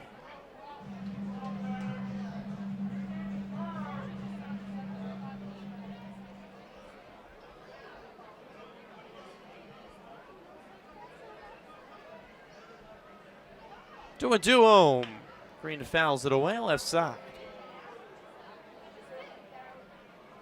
Sussex County continues their 9-game road trip. They're on the road at Schaumburg this weekend. What a tough first 2 teams to face in your 9-game road swing.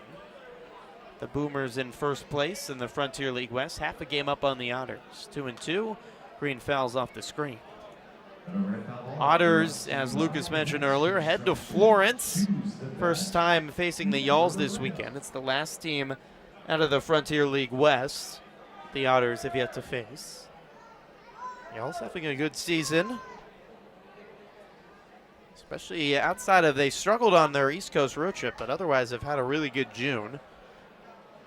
Trailed a night against Gateway, but the Yalls took the series already from the Grizzlies, winning the first 2. Evansville's back here for a 3-game set against Gateway next week, and then the Otters hit the road for just their second 6-game road trip of the season. This will be at Joliet and then at Lake Erie. Baker comes home again. It's low, and Green has worked it to a full count in this lengthy at-bat. Yeah, what a battle by Jake Green. Struck out looking last at-bat. Doesn't want the same result here. He's fouled off a lot of pitches, being selective. Baker fires. Green fouls it again off the screen.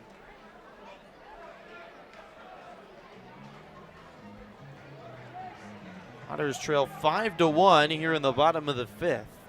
Evansville, again, just 4 comeback victories on the season by any deficit. And their largest comeback is just 2 runs. Another payoff. Green fouls it left side. On an at bat, this is turning into.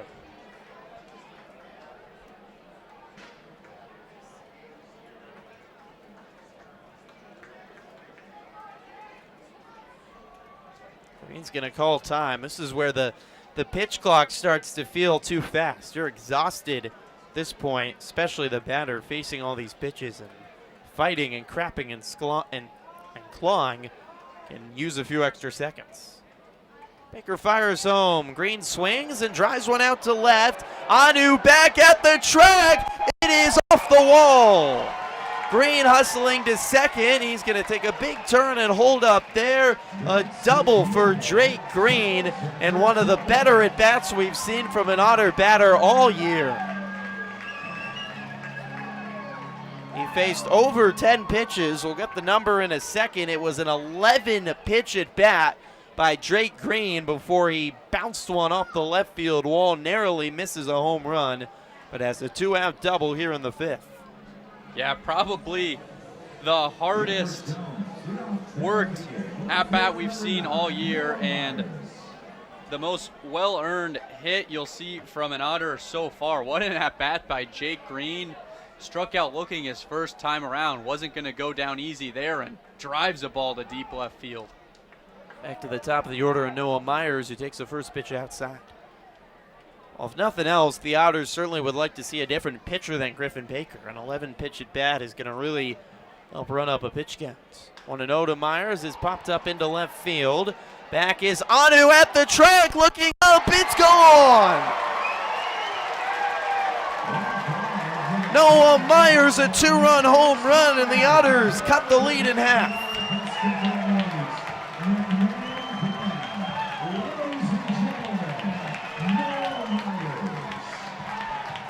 The 5th home run of the season for Noah Myers.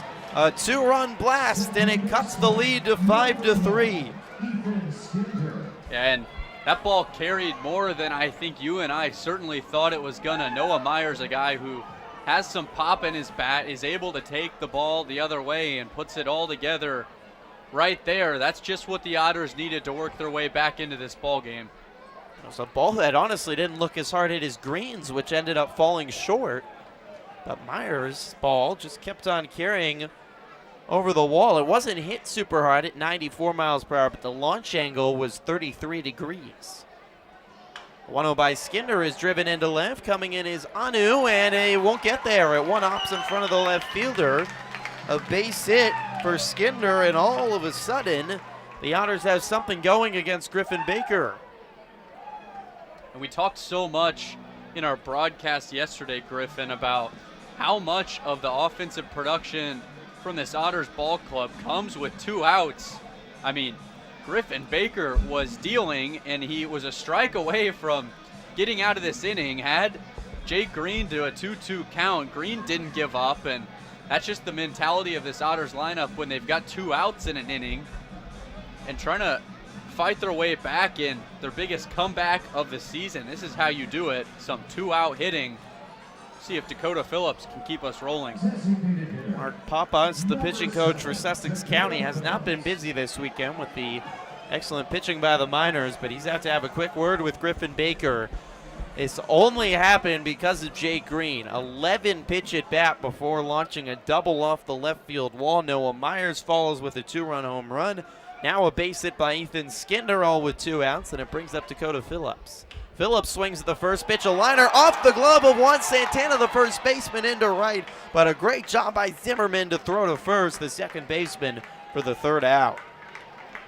Alert by Will Zimmerman, moving over to back up Santana as the ball went off his glove and started trickling into right field, but Zimmerman able to race over and throw out Phillips. The Otters, though, get 2 runs back. A 2-run blast by Noah Myers cuts the lead to 5-3 as we go to the 6th on the Otters Digital Network and Flow Sports. And then win, it's just that simple. Guys, if you're ready, get set and go. Spin around 10 times with that old Razorback. Thomas, I hate to say it, but somebody's cheating over there on the 3rd base line. Here comes the sub, Sophie is good at the sub, and poor old Thomas is still spinning around and around. Thomas doesn't know where he is right now. Thomas thinks he's a new bird.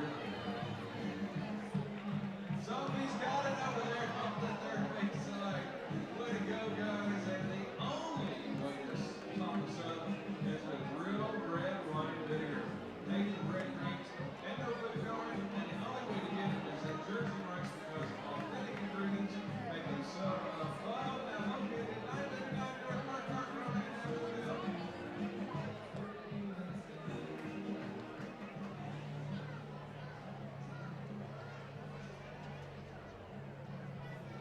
Don't forget to visit my good friend Ron DeTrell. Frontier League Baseball on Flow Sports is brought to you by Bud Light.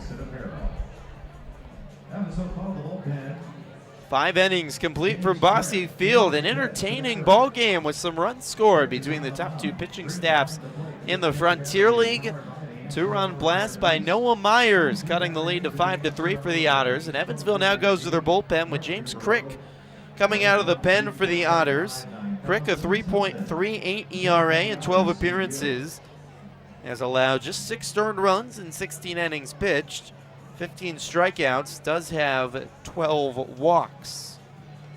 Crick has not pitched in a while. In fact, this is his first time pitching in the 6-game homestand for the Otters. You have to go all the way back to last Thursday when he pitched against Windy City up in Chicago. Crick allowed 3 runs in his inning in the 3rd pitch as he walked 4 batters. So some time off after his probably most poor outing of the season. Crick has allowed double-digit runs in his last 2 outings after being lights out early in the season. So this is a chance here for the big righty to try to find some more consistency. That's right, and his first time on the mound in Bosse Field with his new haircut. Willie Escala, the lefty, takes the first pitch high from Crick, 1-0. Yeah, James got went to Kevin Davis's barber up on the south side of Chicago. Kevin's hometown in Orland Park. Brought him to his barber and got a big new haircut. 1-0 is high, 2-0. The hair was tumbling out of the cap of Crick almost all the way to the shoulders. Cut it all off. Completely different look. Trimmed the beard as well. Trying to switch things up, and hey, it's summer as well. It's got to cut off some of the hair. 2-0 is at the letters for a much-needed strike. 2-1. Now, Griffin, you were on that trip. I wasn't. Did he have the haircut before his pitching performance in Windy City, or was it after? Well, he got the haircut the day that he pitched. Okay. 2-1. Popped up by Escala into right. Escala throws down the bat in frustration. Baez is... No, Skinder is under it. And shallow right. I couldn't find it. 1 away. Skinder a few steps out on the grass. First out for Crick and the Otters here in the 6th. Yeah, he got the haircut that day and struggled with command that night. This is his first appearance, though, in a week. Getting your hair cut the day of a baseball game, I mean, that's a big deal. It's a lot going on. Elvis Lopez, the batter, swings at the first pitch, drives it to right. Baez, a few steps back under it and makes the catch. Quickly 2 away here in the 6th. Yeah, I would not get my hair cut the day of a broadcast. Well, with how superstitious we've seen this Otters team be with any kind of hair, I wouldn't have guessed a guy who was pitching so well would have gotten his hair cut the day of a game. But it's working for him here at Bosse Field so far. Said it was time for a change. Will Zimmerman, the batter, takes the first pitch inside for a ball, 1-0. I mean, in the end, haircuts aren't just about your baseball playing skills. They're how you present yourself to the world.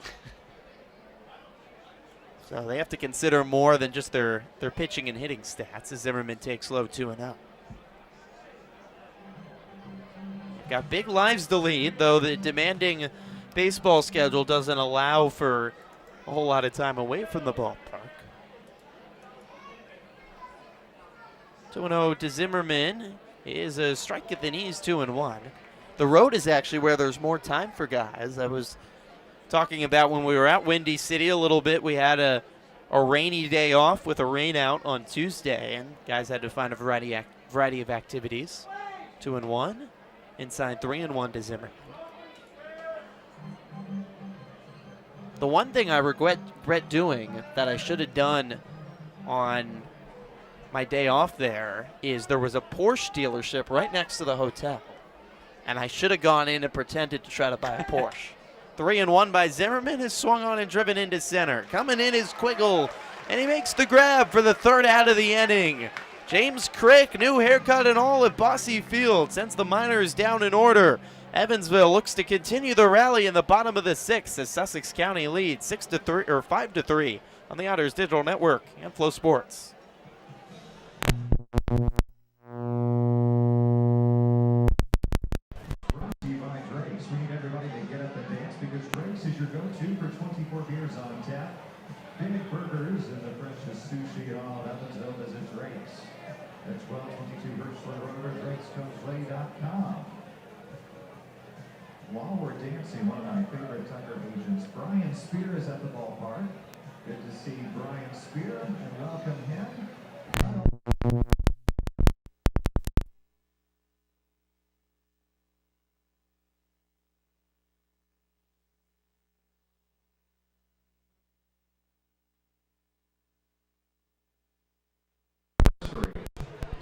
Garrett, our clubbing, he's celebrating an anniversary today as well.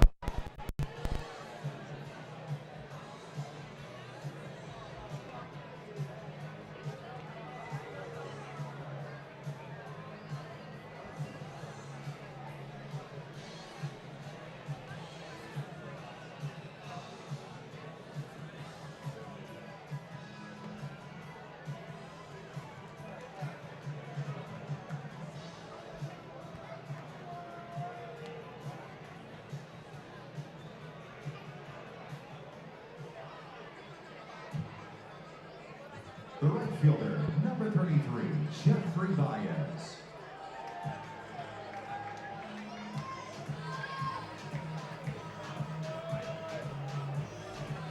Bottom of this 6th inning from Bosse Field. A big crowd on a Thursday.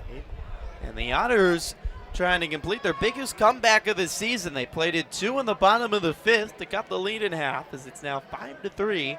Here in the bottom of the 6th, Jeffrey Baez leads things off for the Otters. Baez swings and misses at the first pitch he sees from Griffin Baker. Well, Baker was absolutely dealing for Sussex County. He went innings 2 for 4, allowing just 1 base runner. Here comes the 0-1. Baez takes a strike at the belt, 0-2. There was 2 outs to nobody on in the bottom of the 5th, and Jake Green took 11 pitches off Baker before landing a double off the left field wall. Baez swings and misses at a ball in the dirt, and there's 1 away. That's strikeout number 9 for Baker, which ties his season high, but nonetheless, that double seemed to unlock something for the Otters, and they had 2-run blast by Myers and a base hit by Skinder.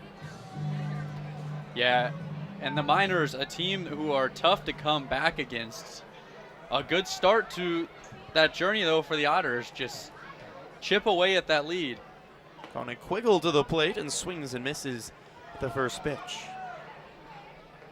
5 hits for the Otters, with 3 of them coming in that 5th inning. Quiggle had a base hit back in the 4th.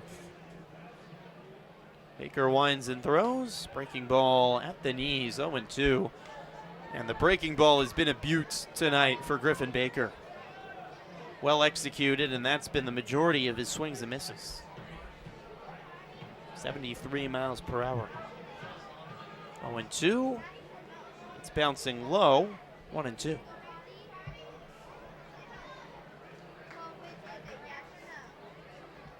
"76 pitches for Baker here in the bottom of the 6th. Sussex County bullpen is quiet.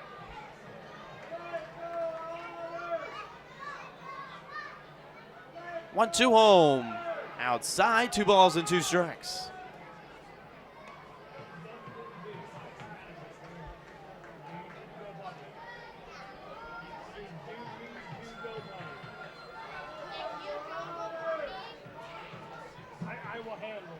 Baker winds and throws. Quiggle slaps it foul. That was kind of what Jake Green did. That breaking ball's been so tough, and it's hard to hit off of until you can time it up right. But Green took pitch after pitch after pitch, just getting a piece of it before he finally timed it up for a double. Yeah, it was such a good battle, and Kona Quiggle actually, his hit in the 4th inning was awful. One of those breaking balls. You see him stay in on one there and foul it off. 2-2, takes low and a full count. Another good at-bat here.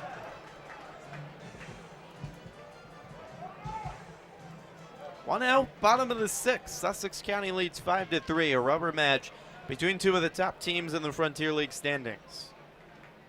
Payoff. He's low for ball 4. Quiggle works a good walk. Just the second walk worked today by the Otters, and the first since the first inning. One on with one out as Jomar Reyes comes to the plate. The third baseman, number 28, Jomar Reyes. Reyes struck out in the second and popped out on the infield in the fourth. It's the 13-game hit streak and leads the Otters with a .320 batting average. Pitch home by Quiggle. Reyes, takes inside for a strike. Yeah, and hitless on the day today, but we said Jomar Reyes batting .441 coming into this game against the lefties. Big opportunity here for the Otters. A one home, Quiggle takes off, Reyes swings and drives one to left field. Anu back, that ball is off the wall. Hustling around, Quiggle will score. A RBI double for Jomar Reyes, cuts the lead to 1.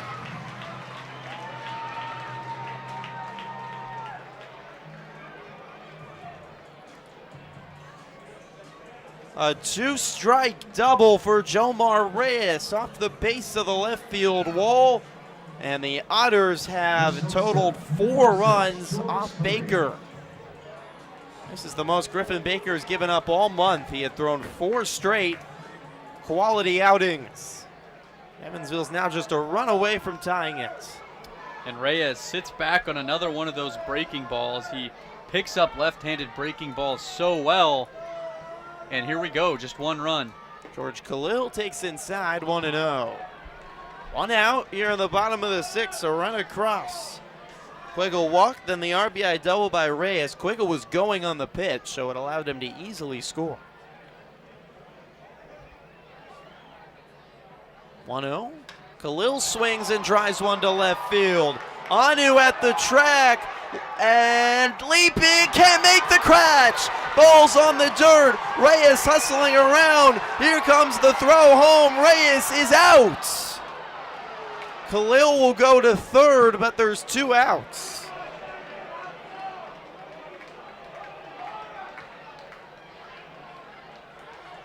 Khalil timing up the breaking ball and lined it off the glove of Anu, who leaped on the wall and couldn't make the catch. He's in some pain out there. The athletic trainer's running out to check on Anu, who collided with the Budweiser sign and out in left field, and the ball popped out of his glove.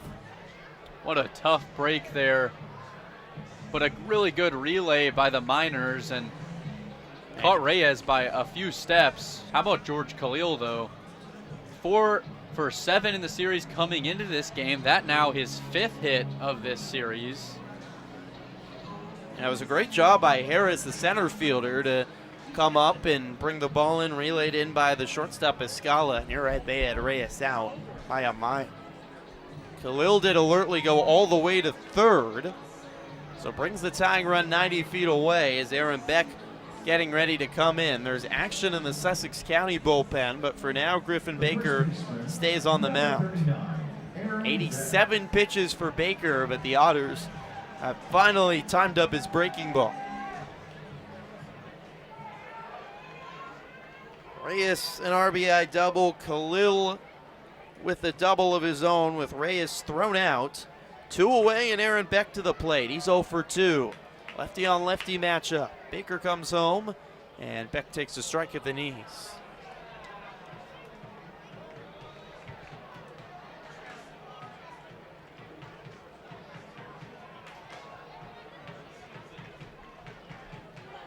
Tyler Lunacki warming in the pen as Beck swings and grounds one right to the second baseman. Zimmerman bobble, picks it back up, and Beck is out at first. Well, Zimmerman made a pretty normal 4-3 ground out very interesting as he bobbled one, had to pick it back up, and just caught Beck in time on a bang-bang play at 6. The Otters, though, get one more back. An RBI double by Jomar Reyes. And It's 5-4 on the Otters Digital Network. Fans,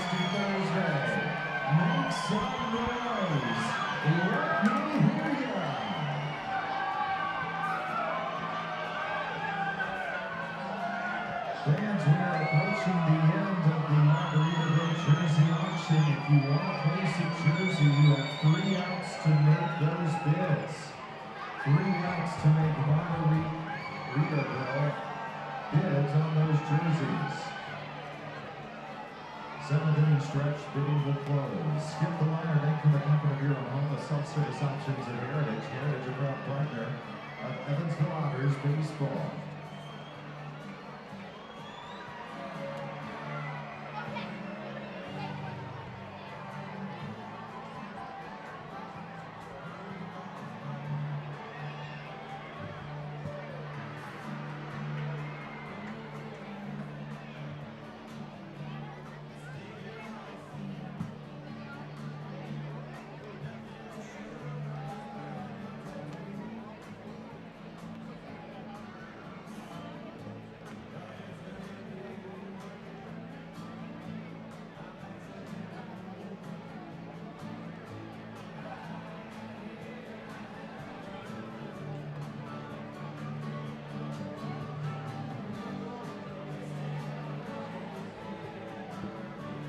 Sound the order to you for Sussex County, the Hoosier Lottery.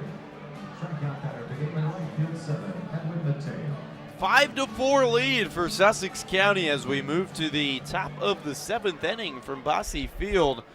Entertaining one on this Thursday night. Series finale, end of a 6-game homestand for the Otters, and it's certainly delivered in terms of entertainment. Edwin Mateo leads things off for Sussex County and takes a first pitch strike on the inner third. James Crick out for his 2nd inning of work. Crick sent the Miners down in order in the 6th. Winds and throws, and Mateo fouls it off. Otters with 2 in the 5th and 1 more in the 6th to cut a 4-run lead down to just 1.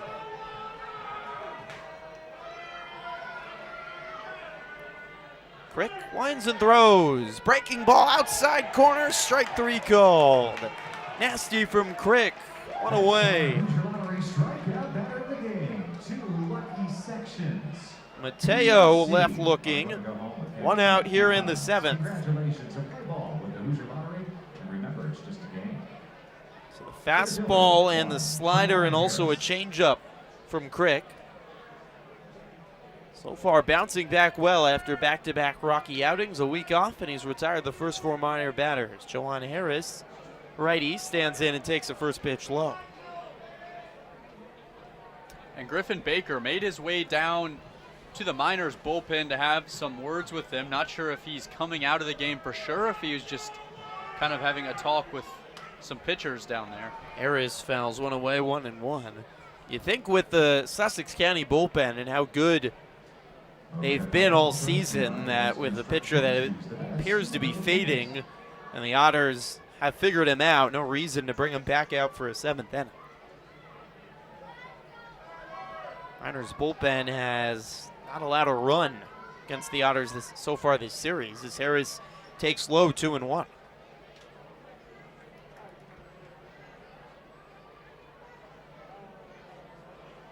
Otters got all 3 off Tyler Thornton, the starter for Sussex County on Tuesday, and then all 4 off Cole Davis yesterday.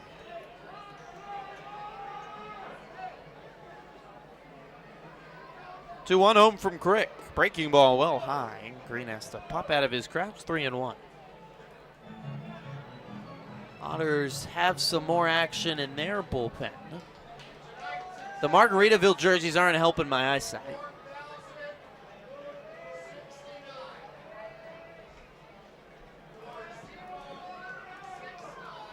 3-1, look out. It's over the head of Harris and off the backstop. That's a walk to put 1 on with 1 out. Yeah, Crick was working so well, but just a few pitches there he wasn't able to get on top of.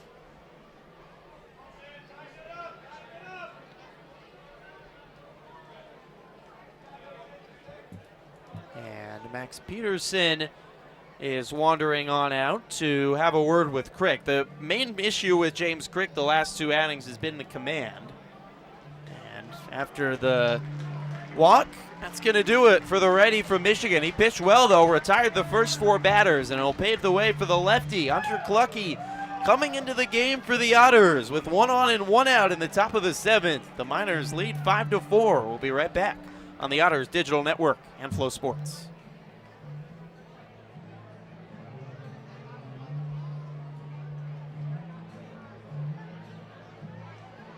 Evansville called the bullpen. Hunter Clucky in to pitch. The battery Clucky on the mound. Read behind the plate. It's powered by the Answer Auto Repair Keys. Find your battery into the Answer Auto Repair Keys. 2319 North River Road, rate 12475-9000.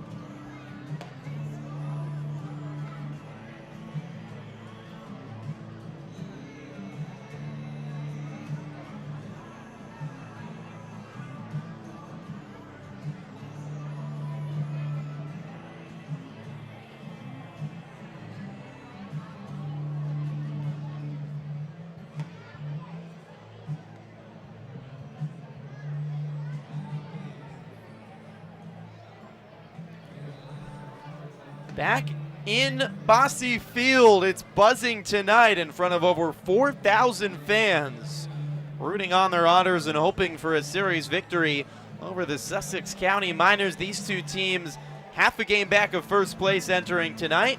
With 1 on and 1 out in the top of the 7th, the Miners leading 5-4. Evansville turning to the lefty Hunter Clucky, native of Henderson, just across the river in Kentucky. Here from Evansville, Clucky 1.88 ERA on the season in 9 appearances, 10 innings pitched, has allowed just 2 runs and 3 hits all year.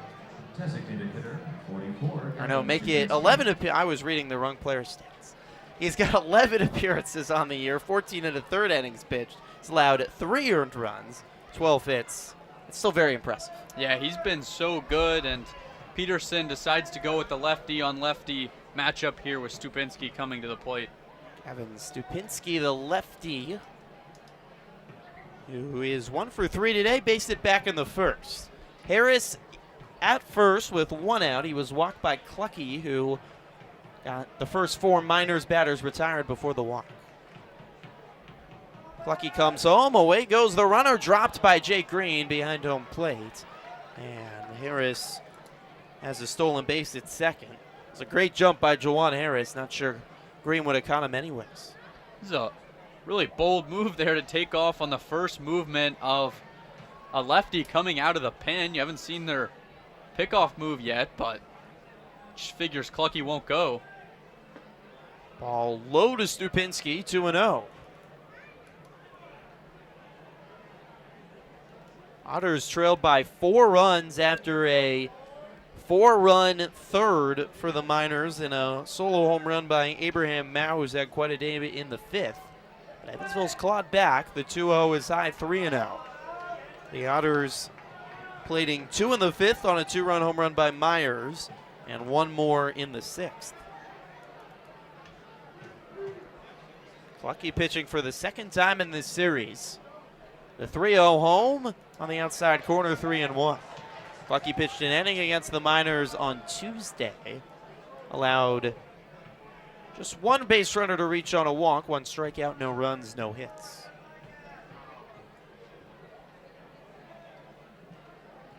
Southpaw fires home. Slider on the outside corner. Back to a full count.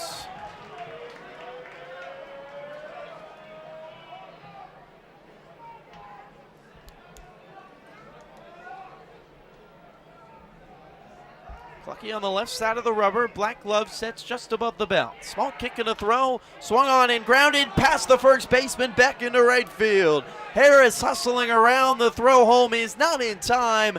And the Miners add to their lead, 6-4. RBI base hit by Gavin Stupinski, his second hit of the game. And Sussex County bouncing back after their lead cut to 1, adding 1 here in the 7th. It's a big run, too. We likely are about to see the Miners bullpen that's been so tough. Clutch hit by Stupinski, a guy with a lot of experience, played collegiately at UNC Wilmington, and he's been in a few different major league organizations, made his way all the way to Double-A with Kansas City. Big hit there, though. Oraj Anu, batter, swinging away and fouls the first pitch away. Stupinski at first. Anu has had a great first couple of days here at Bosse Field, including a home run on Tuesday, but he's quiet today, 0 for 3 with 2 strikeouts.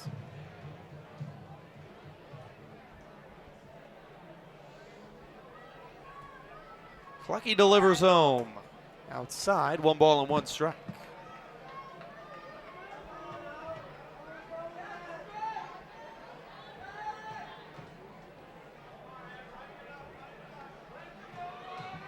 Kick and a throw. It swung on and fouled off the backstop. We've had few games like this at Bosse Field where not fully back and forth in terms of the leads, but teams going tit for tat in innings with multiple runs in a bunch of different innings, back and forth. It's been so pitchers dominant all year here. 1-2, swung on and lofted foul.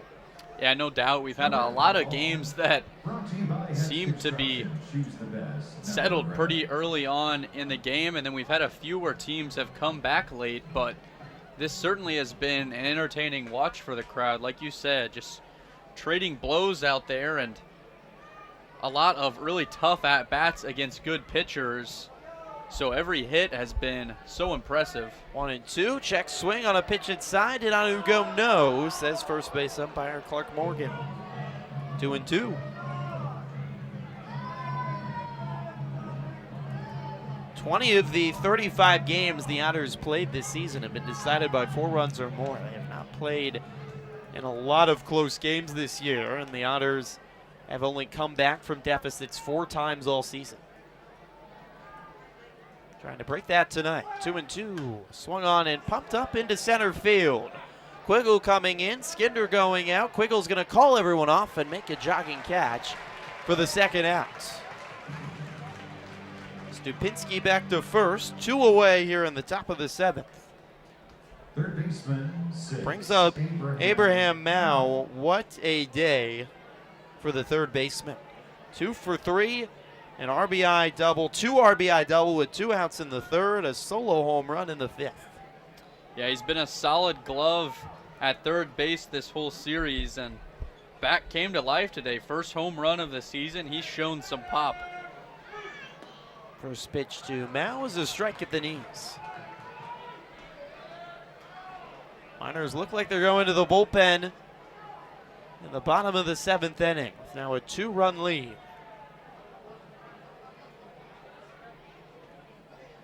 Clucky kicks and throws. Inside, 1-1 to Matt.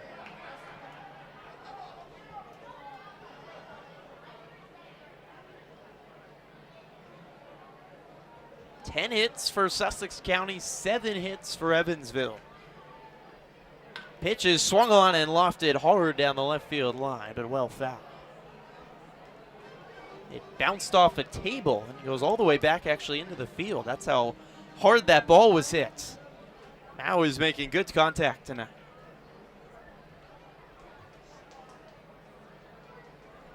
Myers has to go over and get it, bring it, throw it back out of play.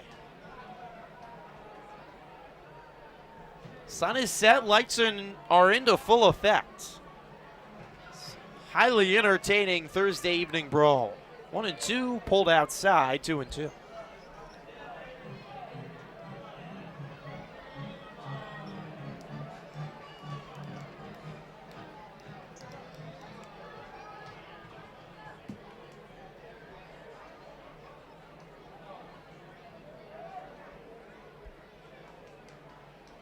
Clucky delivers home. Swung on and fouled off the screen.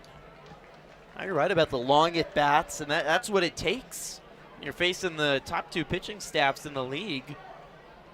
Pitchers have certainly won the first 2 days, but the bats are, I'd say, arguably winning today with 10 combined runs, and it's these long, patient at-bats. 2-2. Check swing by Mao on a ball in the dirt. He didn't go around.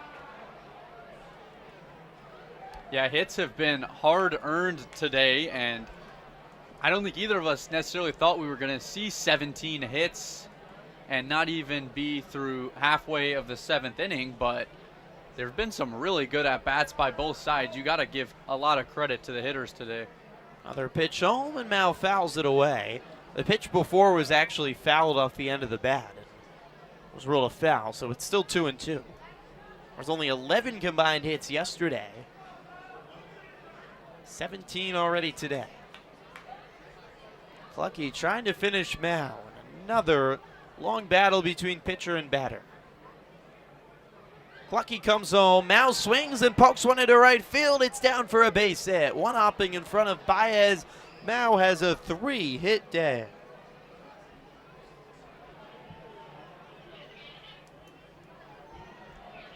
He's a triple shy of the cycle.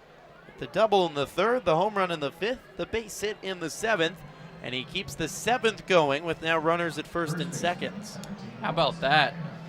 Showing some ability to adapt. His first 2 hits, that home run and the double, both were smoked to left field, but after a really long battle, he catches a pitch on the outside of the plate and drives it the other way. Juan Santana now swinging away, drives one down the right field line, hooking foul.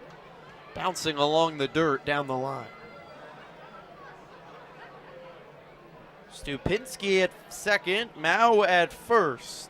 Juan Santana's had a great day as well. A double in the 2nd, a base hit in the 1st. Part of a big series for the second baseman. 5 hits this week at Bosse. 0-1. Swung on and fouled straight back. Santana chased one way up in the zone to foul it away. Clucky again, a strike away from getting out of this long top of the 7th. Sussex County has plated 1 to extend the lead to 2.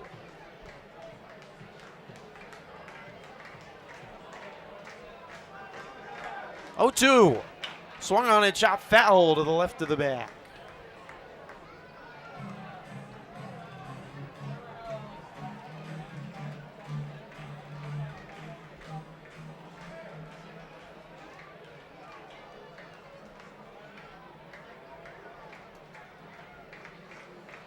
Clucky kicks and throws. Swung on and a blooper into right. It falls for a base hit. Fielded by Baez. The throw home is a good one, but it bounces off the glove of Green and back to the backstop. Clucky's there to field it, and the Miners add another tally here in the 7th. The lead is 3, 7-4. Juan Santana, his 3rd hit of the game, a bloop base hit into right. Scores Stupinski. Good throw from Baez, but Green couldn't hold on to the baseball. And another Miner going the other way. We saw him swing at some pitches out of the zone, and Green opts to tell Clucky to elevate another one out of the zone, but Santana just drives it the other way, same as Mao. Well, Scala stands in and takes a first pitch strike. Mao advanced to 3rd and Santana to 2nd on the throw. How about this from the Miners? 7 runs on 12 hits tonight. A 1 home, a swing and a miss, 0-2. I don't think we could have envisioned this in any game of this series with how good the pitching staffs have been on both sides and both offenses ranking in the bottom half of the league. You never know with the game of baseball. Clucky delivers. Swing and a miss by Escala. 2 come across for Sussex County, though. Abraham Mao and Juan Santana, both with 3 hit days to lead the Miners. Both with RBI base hits, and Sussex County extends the lead to 3.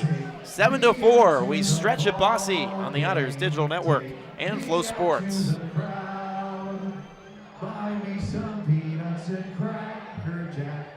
I don't care if I never get back, and we'll root for the Otters. If they don't win, it's a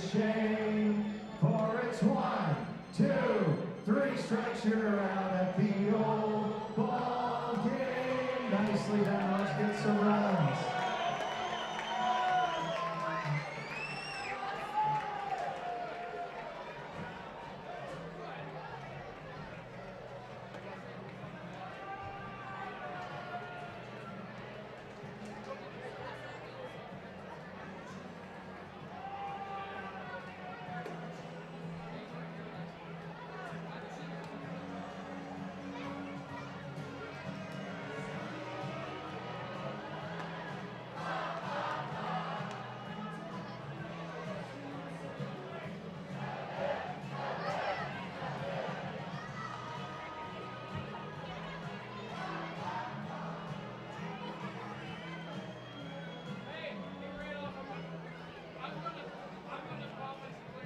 Sussex County called to the bullpen at 12. Matt Still in to pitch. Numbers is on the mound. Lopez behind the plate. Pitcher catcher battery is powered by the Answer Auto Repair East. Find your battery needs at the Answer Auto Repair East, 2319 North Beaver Road. Or give them a call 812-475-9000. Tell them Sam from the Otters sent you. Leading off for the Evansville Otters, the catcher, number 10, Jake Green. Bottom of the 7th inning from Bosse Field. And a reminder that Frontier League Baseball on Flow Sports is brought to you by Working Distributors Evansville.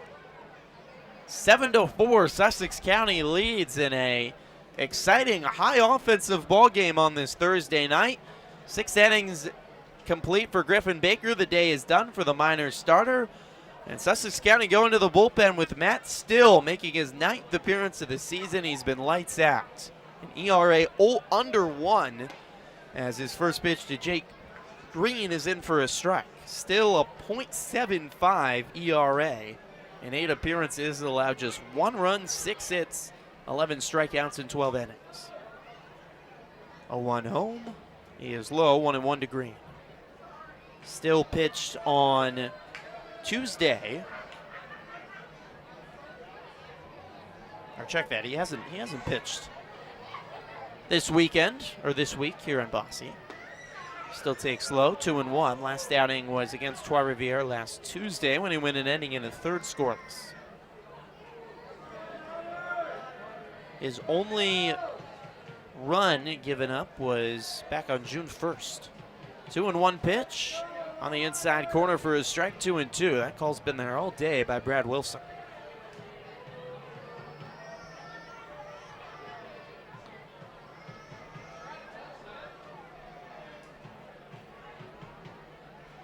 Kick and a throw home, swing and a miss by Green. No, a foul tip. Just got a piece of it. Jake Green's last time to the plate, 11 pitches he fouled off. Or it was 11 pitch at bat, I should say, in the 5th inning. Before launching a double off the left field wall, Noah Myers would follow with a 2-run home run. 2-2 home. Outside corner, strike 3 called. Matt Still paints the plate. The Otters, the 10th time they've struck out today. Yeah, Still another really good arm out of the Miners bullpen, painting a corner there, and it's tough to get some runs against this Miners bullpen, and tall task ahead of the Otters if they want to put 3 more across to tie this game up, or 4 if they're going to win. Noah Myers, top of the order for the Otters. Lefty batter takes the first pitch low. 1 out and nobody on. Otters bullpen with the best ERA in the league, 1.22, and a walk 6 innings pitched below 1, 0.81. 1-0 to Myers, swung on and ripped into right field. This ball is way out of here. Holy moly, Noah Myers destroys a baseball all the way out of the ballpark and out onto Heidelbach.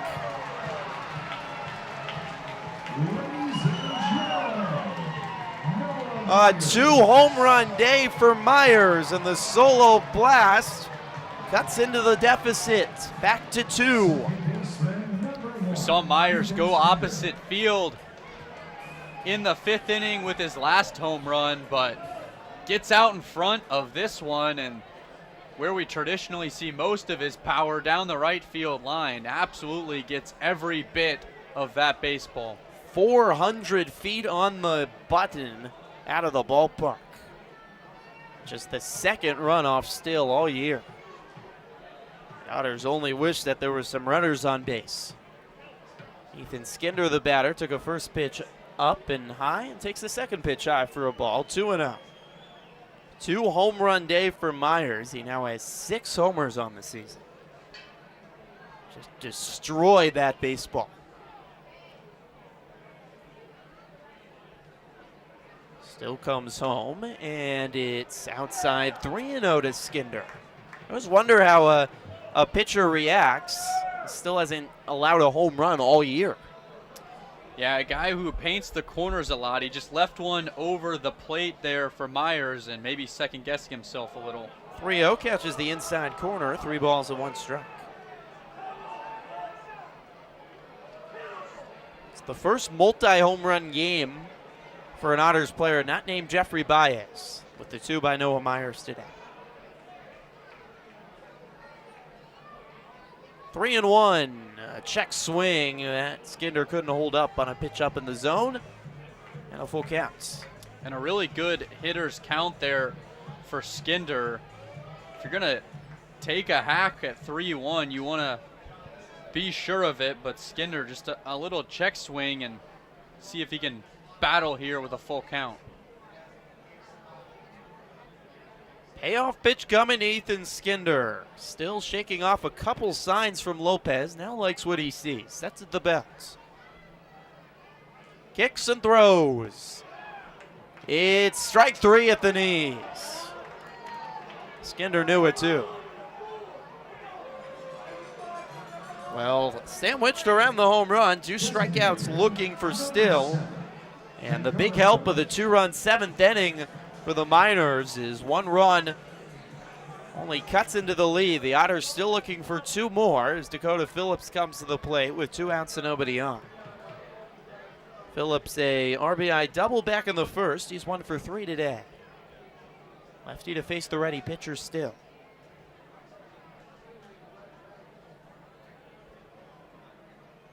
First home to Phillips is low for a ball, 1-0. So hard to come back against Sussex County with how incredible their bullpen's been all year. 1-0 to Phillips is high, 2-0. Thanks to the voice of the Miners, Brett, for the numbers on the Sussex County bullpen.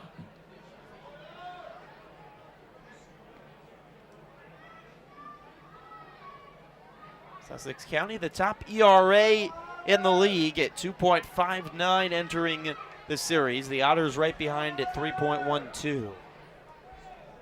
But it's been the bats that have won today. The 2-0 is low, 3-0. And a game that both teams wanted to win. They knew the bats would have to show up, and who would have thought an offensive explosion here on a thirsty Thursday. Plenty of entertainment for the big crowd. 3-0 to Phillips is inside. He was nearly hit. A 4-pitch walk to Dakota. A runner aboard with 2 outs, and Jeffrey Baez to the plate. Baez has been awfully quiet this series. 2 strikeouts today, 0 for 3. And he's now 0 for 9 on this series. He was ejected back on Tuesday, arguing balls and strikes with Clark Morgan at home. Has great pop, though, 9 home runs, and he's the tying run. First home to Baez. He takes a strike on the hands. Yeah, and looking to break out of a little bit of a slump. He's been a streaky hitter, like you said, but chance to come up big here. 0-1 is low. 1 ball and 1 strike to Baez. Miners 7. Otters 5. Bottom of the 7th with 2 outs and 1 on. 12 combined runs and 20 combined hits today. 1-1. He is low. 2 balls and 1 strike to Jeffrey Baez.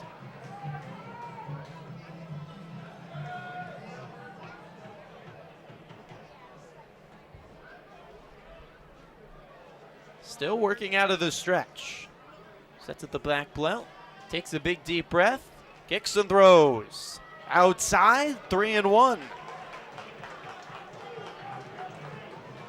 Here we go, a good hitter's count for Jeffrey Baez. You're facing a new arm you haven't seen yet. Make sure you get your pitch here, but if you're gonna take a hack, you wanna get your money's worth. Still delivers home. Baez fouls it back. Overhead foul ball. Pitch right down the middle of the zone, but Baez missed it. That's right, got one right down Broadway. Put a good swing on it. That's all you can ask there with 3-1 now. Time to bear down and battle. We've seen so many batters do it today. Another full count. We've had a gazillion of them this evening. Excellent battles and patience by both teams' hitters all evening.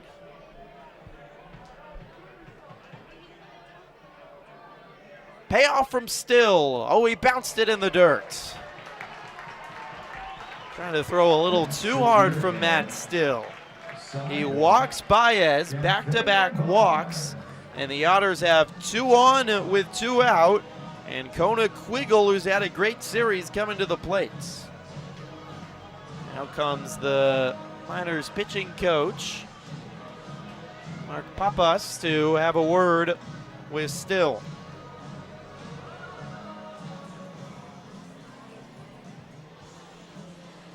Yeah, they've been the 2-out Otters this year, and Kona Quiggle, 4 hits on the series. Facing a righty here, chance for him to get away from lefty-on-lefty matchups. Sure, it's a welcomed sight for Kona. And a pitcher Still with so much success gives up his first home run of the year, his second run of the season. And now struggling with his command. Remember, he fell behind Ethan Skinder, worked his way back for a strikeout, but now back-to-back walks to Dakota Phillips and Jeffrey Baez. Quiggle today's 1 for 2, a base hit back in the 4th and a walk in the 6th. He's the go-ahead run with the tying run at first and Baez. Hit peeks back at second, kicks and throws. Quiggle takes the first pitch, strike at the knees. And you said it best, Griffin. You give up your first home run of the season. You never know how a pitcher's going to bounce back from that, and certainly looks like he's been second-guessing himself. It twirls home. Quiggle swings, grounds one hard right to the first baseman. Santana gloves it and steps on first for the out. Quiggle with good contact, but hit it to the wrong place right at the Miners' first baseman. The Miners get out of the jam in the 7th. The Otters get 1 back on the solo home run by Myers, but it's 7-5. Sussex County through 7 on the Otters Digital Network and Flow Sports. All right, here we go. Make it official. 1, 2, 3, 0. All right, that is Chandler in red and Brody in blue. And there he goes! Maybe time for one more real quick. One more. Get your noggin back on. Here we go. 1, 2, 0.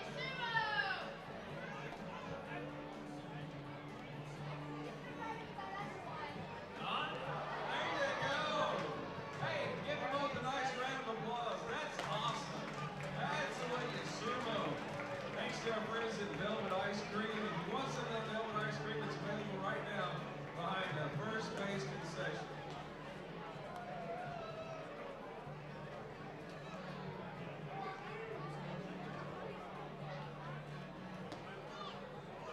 Evans will call the bullpen. Tyler Vale into pitch. The battery Vale is on the mound and behind the plate. The battery powered by the Evansville Otters Therapies. 2319 North River Road, 812-475-9000. Till then, same from the Otters, same to you. Otters. Otters are on the road this weekend, but back at Bosse Field for a Fifth Third Family Night on Tuesday, the 1st of 3. Tickets at EvansvilleOtters.com. The catcher, 8, Elvis Lopez.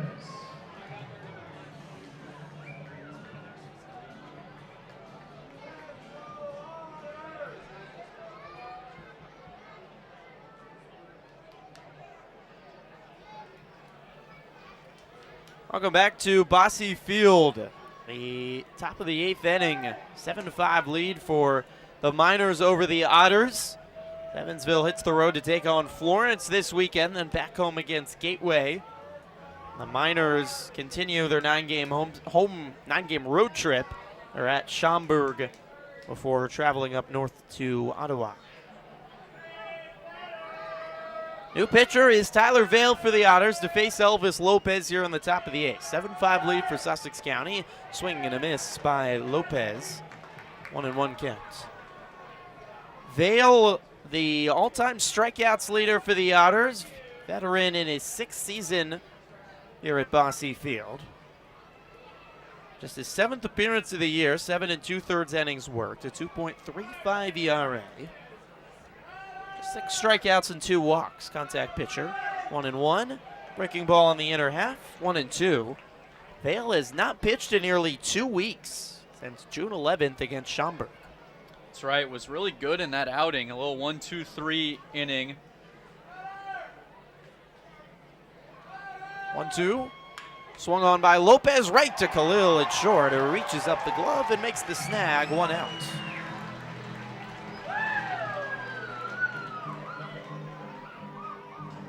It's really been how deep the Otters bullpen has been. Vale has not been used and not been needed. Starters have been so good for the Otters, going 6-7, and the Otters bullpen has had plenty of success. There's just not a lot of room over the last couple weeks for Otters bullpen to get very much use. So 1 out and Will Zimmerman to the plate. Zimmerman takes the first pitch strike on the inside corner. It's turning into a long and late night here at Bosse Field, and some fans, I guess, they've had enough drinks tonight. 1-1 to Zimmerman. Inside 1-1. They've seen certainly their fair share of runs, more runs than we've seen in almost any game here at Bosse Field all year. Vale comes home. Swing and a miss by Zimmerman. 1-2. It has given fans more time to auction the Margaritaville jerseys off that the Otters players are wearing.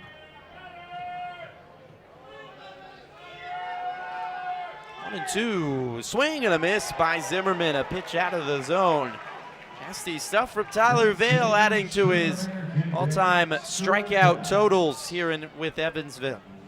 Yeah, 2 really good pitches there. Just fell away from Zimmerman, and Tyler Vale showing us why he's the all-time strikeout leader. Edwin Mateo, top of the order, comes to the plate here in the top of the 8th. 7-5 Miners lead with 2 outs. Vale comes home. Mateo swings at the first pitch and pops it up into shallow left. Going out is Khalil. He's going to reach back and make the catch. Oh, a tough play for Khalil, but he called off Noah Myers, the left fielder, right behind him. And Vale sends the Miners down in order in the top of the 8th.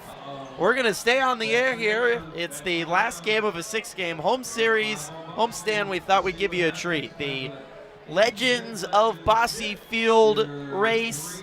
F.J. Wrights, William Henry Harrison, and Benjamin Bosse going at it in a sprint. It's William Henry Harrison out to an early lead. Around the side is F.J. Wrights. Harrison with an early lead. Now they're stride for stride. Oh my goodness. There goes Benjamin Bosse. He's in the clear, but Wrights on the left side. It's Bosse. He wins. No, it's Wrights. Oh, what a race. F.J. Wrights wins his 3rd straight race.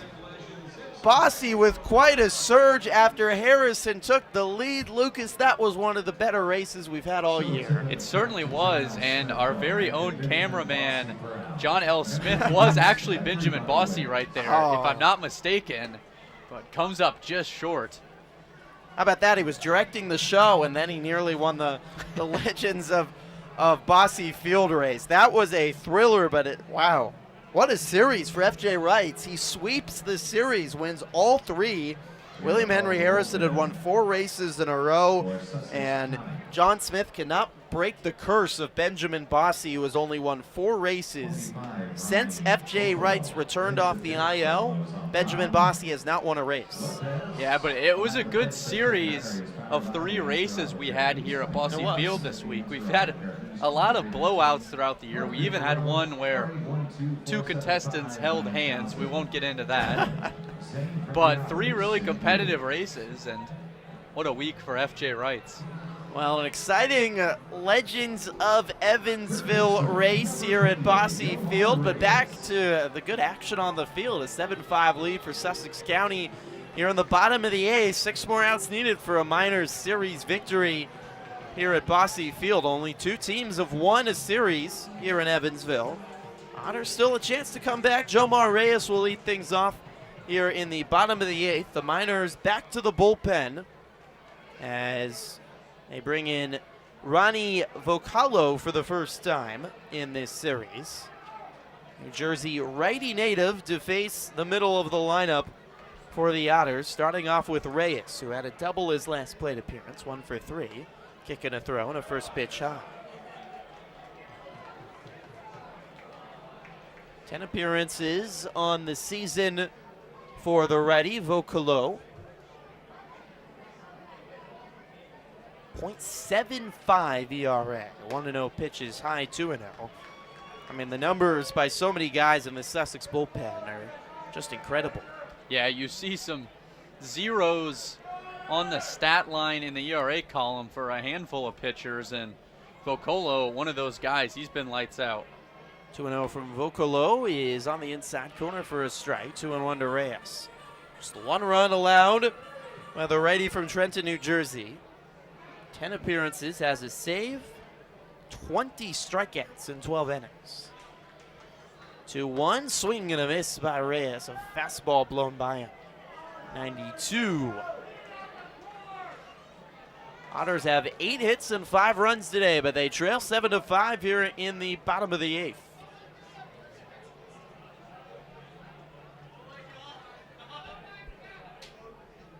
Throw home is a jam shot by Reyes, foul right side.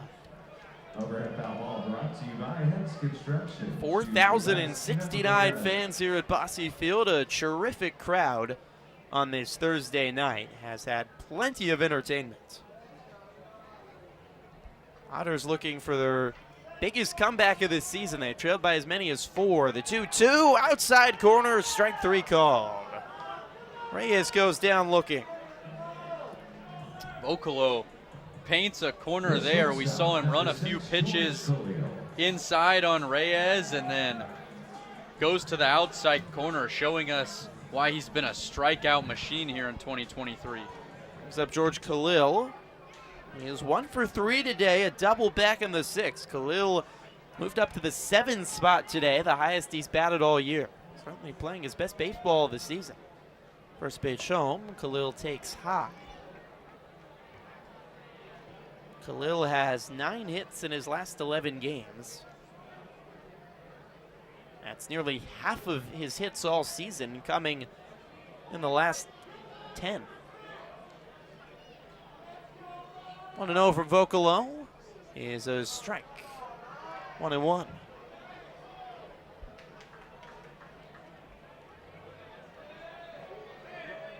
Otters trail by 2 here in the bottom of the 8th. Series on the line. Vocalo deals inside, 2 balls and 1 strike.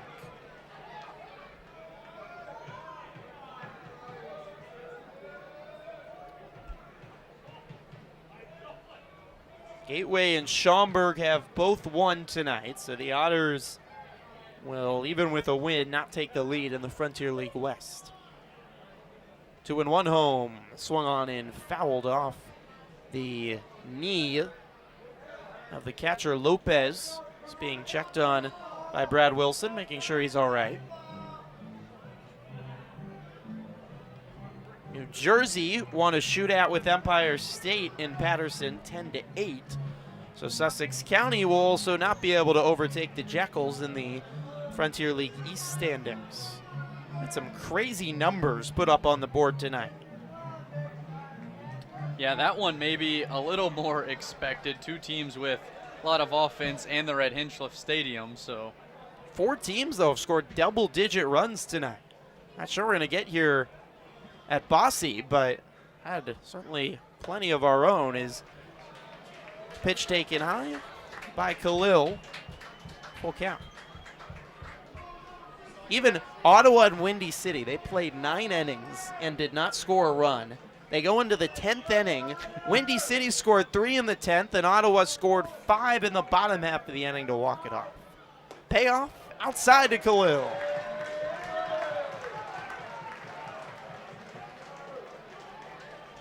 The Otters have a runner aboard, and that brings the tying run to the plate in the Evansville native Aaron Beck.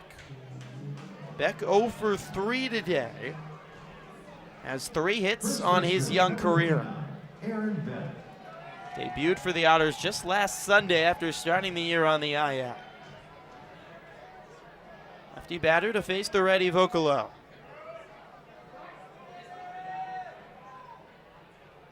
Set winds and throws. Pitch is high. Just 5 walks and 12 innings pitched for the righty, but a walk to Khalil and a first pitch ball now to Beck.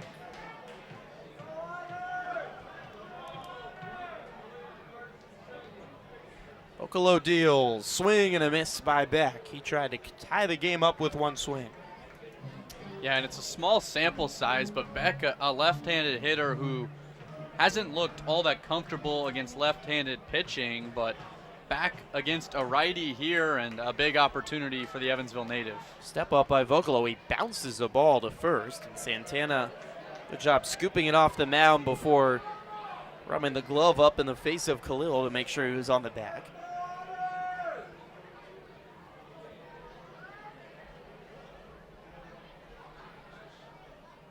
Aaron Beck, the game-tying run here in the bottom of the 8th.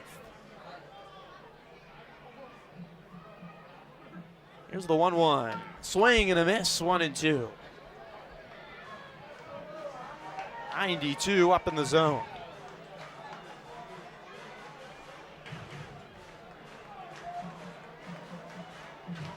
Beck's going to call time. Otters have not won a game when trailing after the 7th or 8th innings this season. Trailed by as much as 4 tonight, cut the lead to 1, but Sussex County got 2 big runs in the top of the 7th to help bring out the lead. Vocalo flutters the glove, pauses, and comes home. Beck fouls it away. Saw Beck call time and gather himself after those first 2 pitches. He chased 2 up out of the zone, and he's a guy who likes to hit pitches that are high. It's where a couple of his hits that we've seen have been were up in the zone, but knows he doesn't need to chase all that high. Fouls another one off that's up in the zone there, though. Vocalo delivers. Beck swings and grounds one through the whole right side into right field. 4th base hit of the young career of Aaron Beck couldn't come at a bigger time. In the bottom of the 8th, there's 2 on with 1 out. Jake Green coming to the plate, and Noah Myers, who has 2 home runs today, on deck. There it is, another elevated fastball. This one up and in, and that's 3 hits for Aaron Beck on pitches that are pretty high in the zone. Once again, keeps his hands up, turns on an inside pitch, and Otters are in business here. Jake Green, 1 for 3 today. Ready batter. Already pitcher Vocalo peeks back at second, delivers home. It's high to Green, 1-0. Green has struck out looking twice, but an 11-pitch at bat in the 5th at double really kick-started the Otters' rally after they had just 2 hits through the first 4 innings. The 1-0 home. Beautiful breaking ball into the zone, 1-1. That's great stuff with the 92, 93 mile per hour fastball, and then bringing it all the way down to 75 and dropping a pitch into the top of the zone.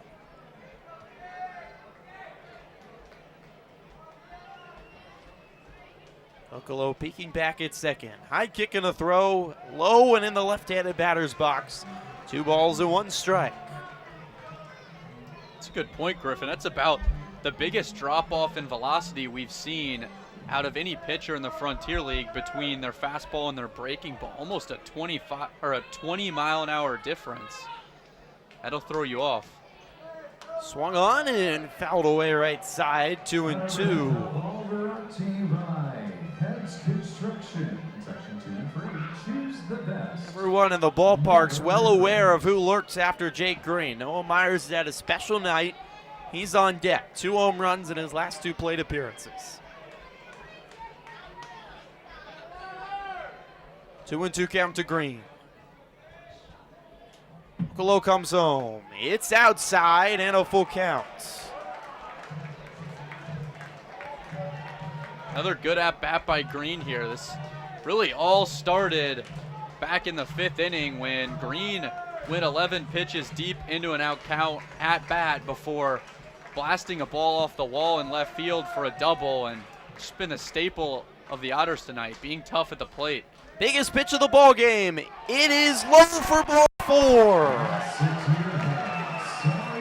Jake Green works a walk, and the bases are loaded for Noah Myers.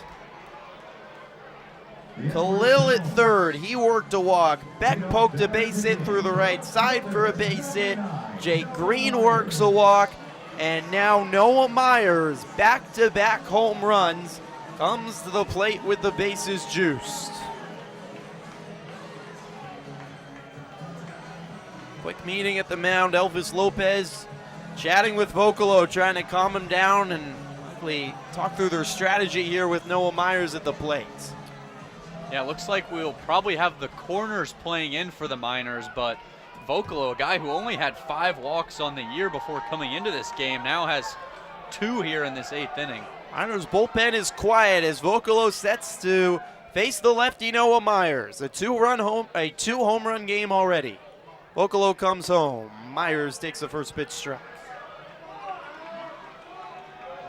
Otters trail by 2 here in the bottom of the 8th. 1 out and the bases loaded. Vocolo sets at the belt, softly rocking back and forth. Toes the rubber. Peeks over, comes home, pitch inside, 1-1.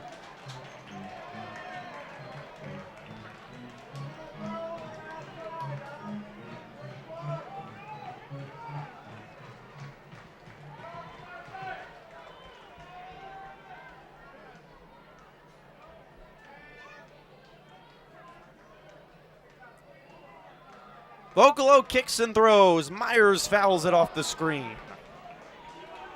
1 ball and 2 strikes to the hottest hitter in the ballpark.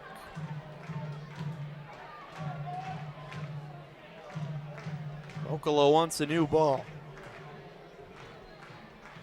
Toss that one into the dugout, and Brad Wilson's going to go throw him out a fresh baseball. It's been hard work for the righty. 2 walks and a base hit after he struck out the first batter of the inning. Can Myers provide some Bosse Field magic tonight?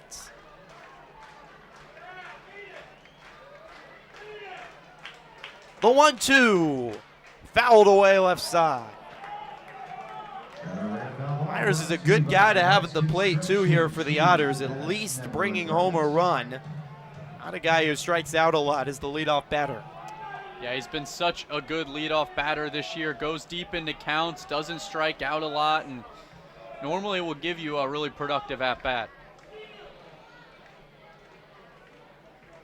Vocolo delivers. It's bouncing in the dirt.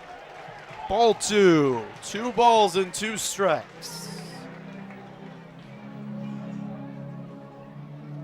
2 of the top teams in the Frontier League. The top 2 pitching staffs of the Frontier League. Yet it is the bats tonight that have won over. Can the Otters complete the comeback?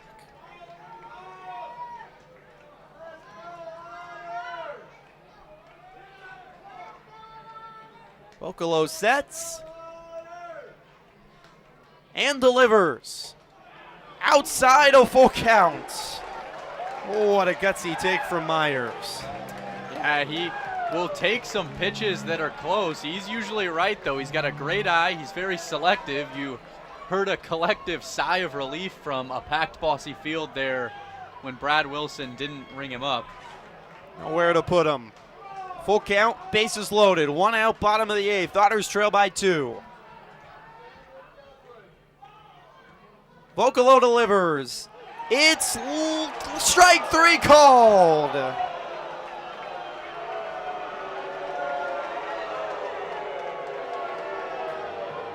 Myers distraught as he walks back to the dugout. Number 1, Ethan Skinner. A pitch that, according to Yakertek, was outside.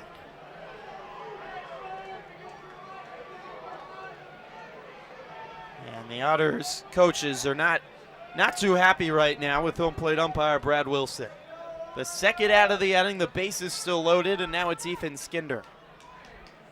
First pitch home, Skinder swings and pops it up right side. Over is the first baseman, Santana, and makes the catch in foul territory.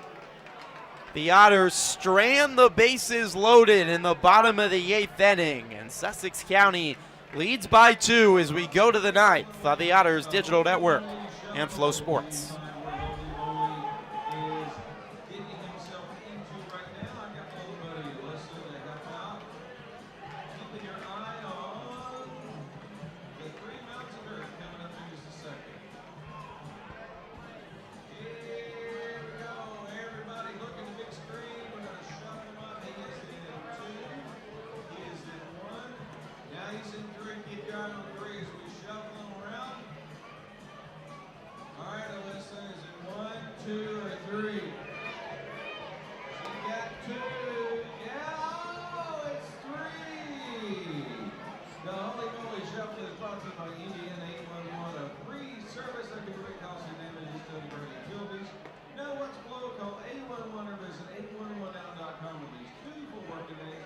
Before every digging project, no matter how large or how small.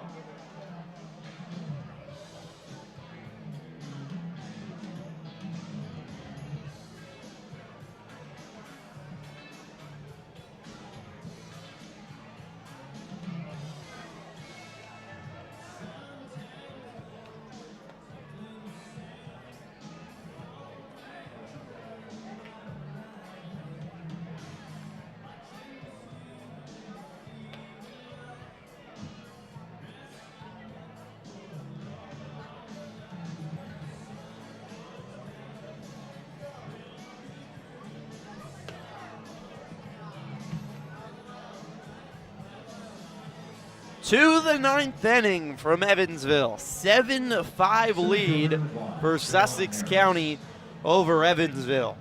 What a thrilling ball game we've had tonight as we go deep into the Thursday night.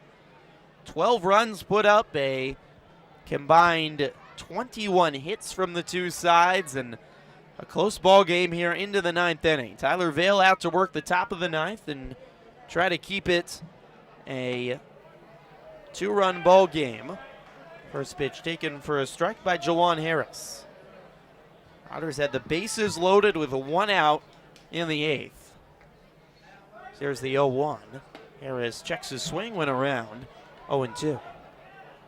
Otters had the bases loaded after 2 walks and a base hit. Myers worked a full count, and a pitch that was, according to Yakertek, both a little bit outside and a little bit low was called strike 3 by Brad Wilson, the home plate umpire. It's a tough job. It's a very tough job. But a tough call to go against the Otters. Swing and a miss by Harris, and there's 1 away. Vale has retired the first 4 batters he's seen. Evansville will send the heart of the order to the plate in the 9th. 3, 4, 5, Phillips, Baez, and Quiggle. Stupinski, the lefty, comes to the plate with 1 out and nobody on here in the top of the 9th. Eventful game here. It's been a big sports night tonight. NBA Draft, College World Series. Gavin Stupinski takes the first pitch outside for a ball, 1-0. I think we might have had a lot of scoring tonight in the Frontier League because there was no scoring in the winner-take-all game to go to the championship series in the College World Series tonight. Stupinski takes outside 2-0. Nobody scored for the first 10 innings against LSU and Wake Forest before a walk-off home run in the bottom of the 11th for LSU. They'll play Florida this weekend in the championship series. That should be a lot of fun between the top two teams in the SEC as Stupinski takes a strike, 2-1. For a large part of the season, looked like there was going to be almost no way that Wake Forest wouldn't have been in that final series. They've been so good. LSU's been great too, though. That was a great 3 games between those two. Stupinski grounds one to short. Khalil throws to first, and there's 2 away. NBA Draft as well. There's a couple of Hoosiers expected to be taken. Lucas, how many Boilers are expected to be taken tonight? Focus on academics over there. But Jalen Hood-Schifino was taken by, I believe, the LA Lakers. He was just taken. I think so. Okay. I use star point guard, Big Ten Freshman of the Year. Oraj Anu, left fielder, comes to the plate. 2 outs and nobody on here in the top of the 9th. First pitch to Anu, a swing and a miss, 0-1. Trace Jackson Davis, the Hoosiers' other star, expected to go later in the night. And Purdue will not have anyone drafted this year. 0-1 to Anu, outside 1-1. Now Zach Edey did take a look at his prospects of going to the draft and probably would have been drafted, but elected to come back for another year.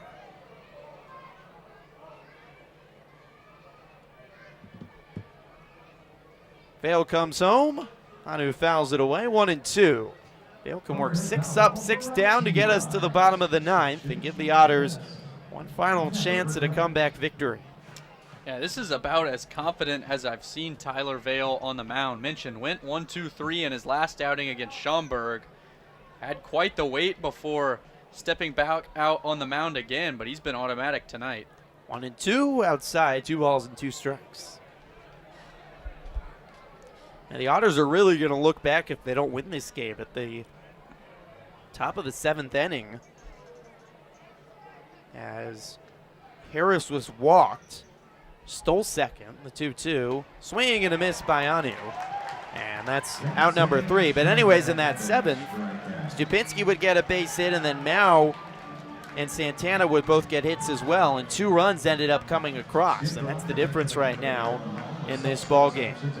So bottom of the 9th, one last chance for the Otters. They bring Phillips, Baez, Quiggle, heart of the order to the plate. Trail by 2 on the Otters Digital Network and Flow Sports. 14-2. New Jersey beats Empire State 10-8. Schaumburg downs Lake Erie. That's a final 15-3. A final in 10 innings. Quebec beats Tri-City 6-5. A final in Canada with New York beating Three Rivers 13-8. And one more final. Washington beats Joliet 1-0.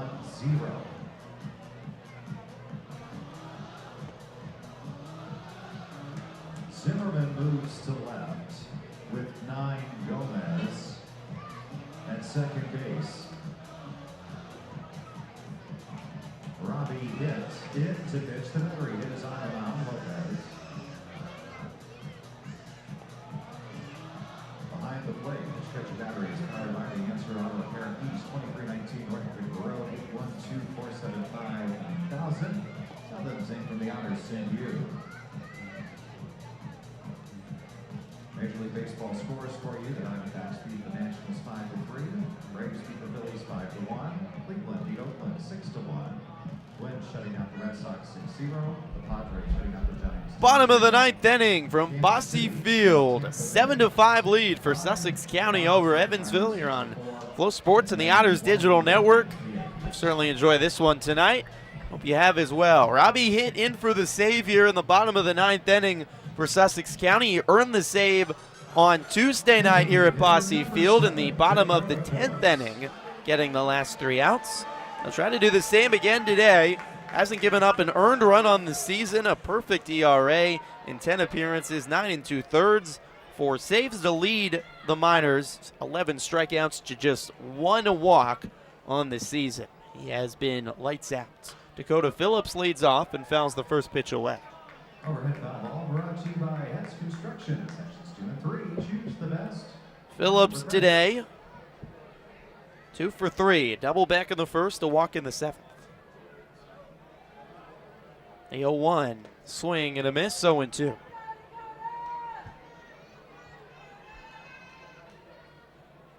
It was terrific in the bottom of the 10th on Tuesday night.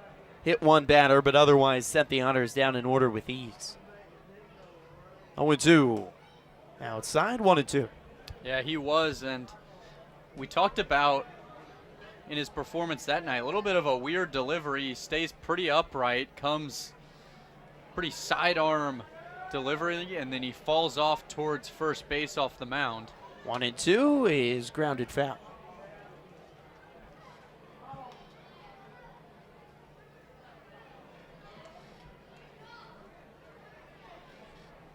Otters stranded the bases loaded in the 8th inning. Couldn't score in the 8th after 3 straight innings with a run. 1-2. Outside, 2 balls and 2 strikes.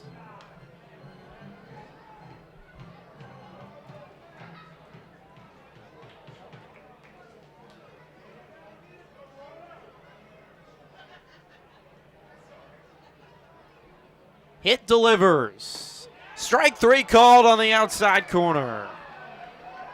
Breaking ball on the outside of the zone was again outside according to Yakertek. That's strike 3 called by Brad Wilson, and there's 1 away. Number 33, Jeffrey Baez. Brings up Jeffrey Baez with 1 out and nobody on. Otters down to their last 2 outs, trailing 7-5. Sussex County to win their 9th series of the year. They're 8-1 in 3-game series. Hit comes home. Baez swings up the middle over as the second baseman Zimmerman throws to first in time, 2 away.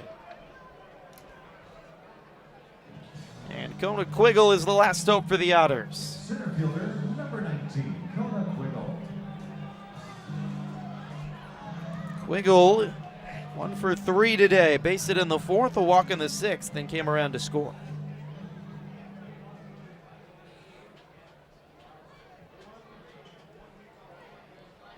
Hit and out away from no hits in his outing and a save. Quiggle swings at the first pitch, lines it into left, a base hit. 1 ups in front of the left fielder, and there's 1 aboard for the Otters, and Jomar Reyes comes to the plate as the tying run. Life for Evansville. Jomar Reyes. At Zimmerman out in left field as the Miners made some defensive substitutions. Zimmerman in left. Gomez is at second now. Those are the changes in the field for the Miners. So now it's Jomar Reyes, righty batter, taking all the way, a first pitch strike. Reyes, 1 for 4 today, a double back in the 6th. 2 home runs on the season. The 0-1 is low, 1 ball and 1 strike.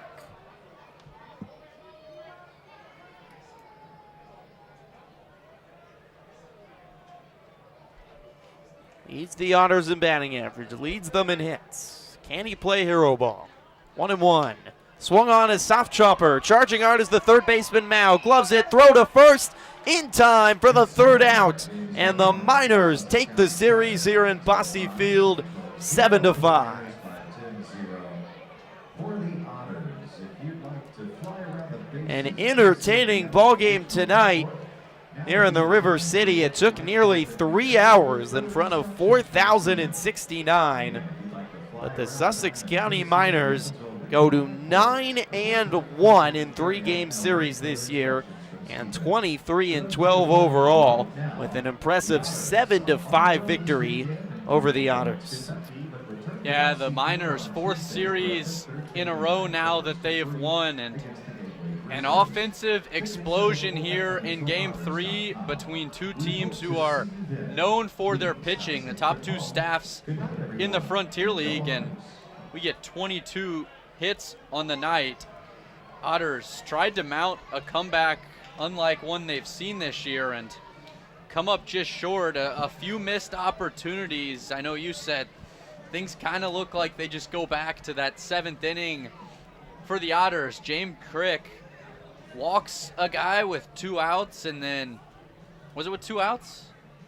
No, It was not. It was one not. out. It was 1 out. He walks a guy and comes out. Hunter Clucky goes in, and a little uncharacteristic, gives up 3 hits, but ends up being the difference as the Otters come up 2 runs short. But tough situation. You leave 10 more runners on base. A lot of offense, but talked about it was an issue for the Otters in Game 1. They left 11 on base on Tuesday night, leave 10 on base tonight. It's just tough. You know, you got to find that final product and get those runners over and in. You get a tough call for Noah Myers, strikes out looking on a ball pretty far out of the zone, but you can't pinpoint it down to any one single play. Either way you want to put it, it was a hard-fought ball game, and it was an entertaining watch for this big crowd.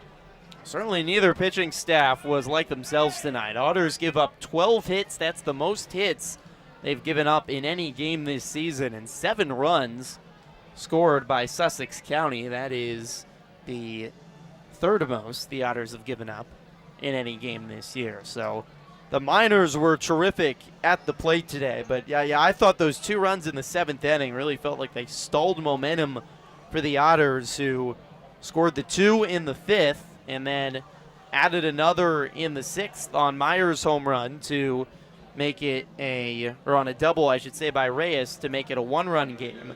Reyes was thrown at the plate, which could have tied the game, and then the 2 runs by the Miners in the 7th just made it a much more difficult comeback for the Otters. They had the chance in the 8th with the bases loaded, but could not convert. So Evansville falls to 21-15.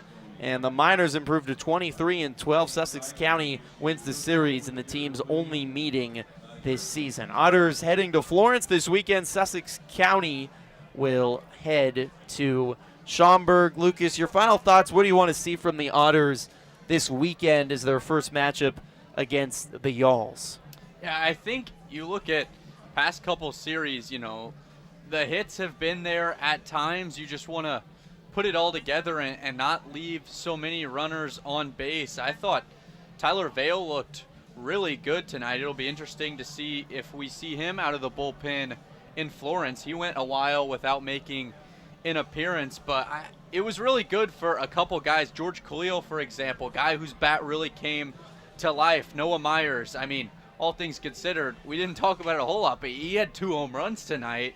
And a few other guys whose bats just kind of came to life here in this homestand. Dakota Phillips, another guy that comes to mind, but just see if you can get some more consistent hitting up and down the lineup and not just have these nights where you have a guy here and a guy there have a hot night. You really want to put it all together, and that's when the Otters are at their best. Like I said, when the hitting is contagious. I really liked Jake Green going back to the 5th inning.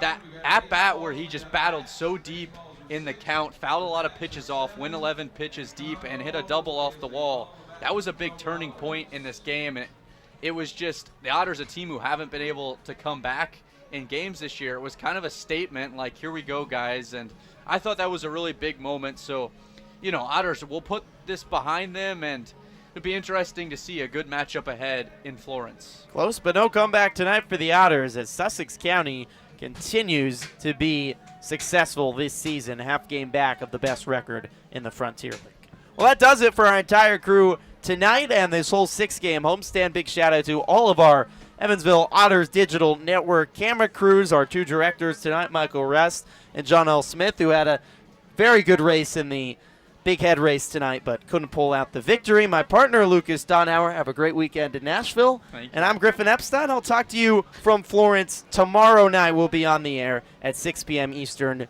only on the Evansville Otters Digital Network this weekend. Final score again, Sussex County 5, Evansville 5. Good night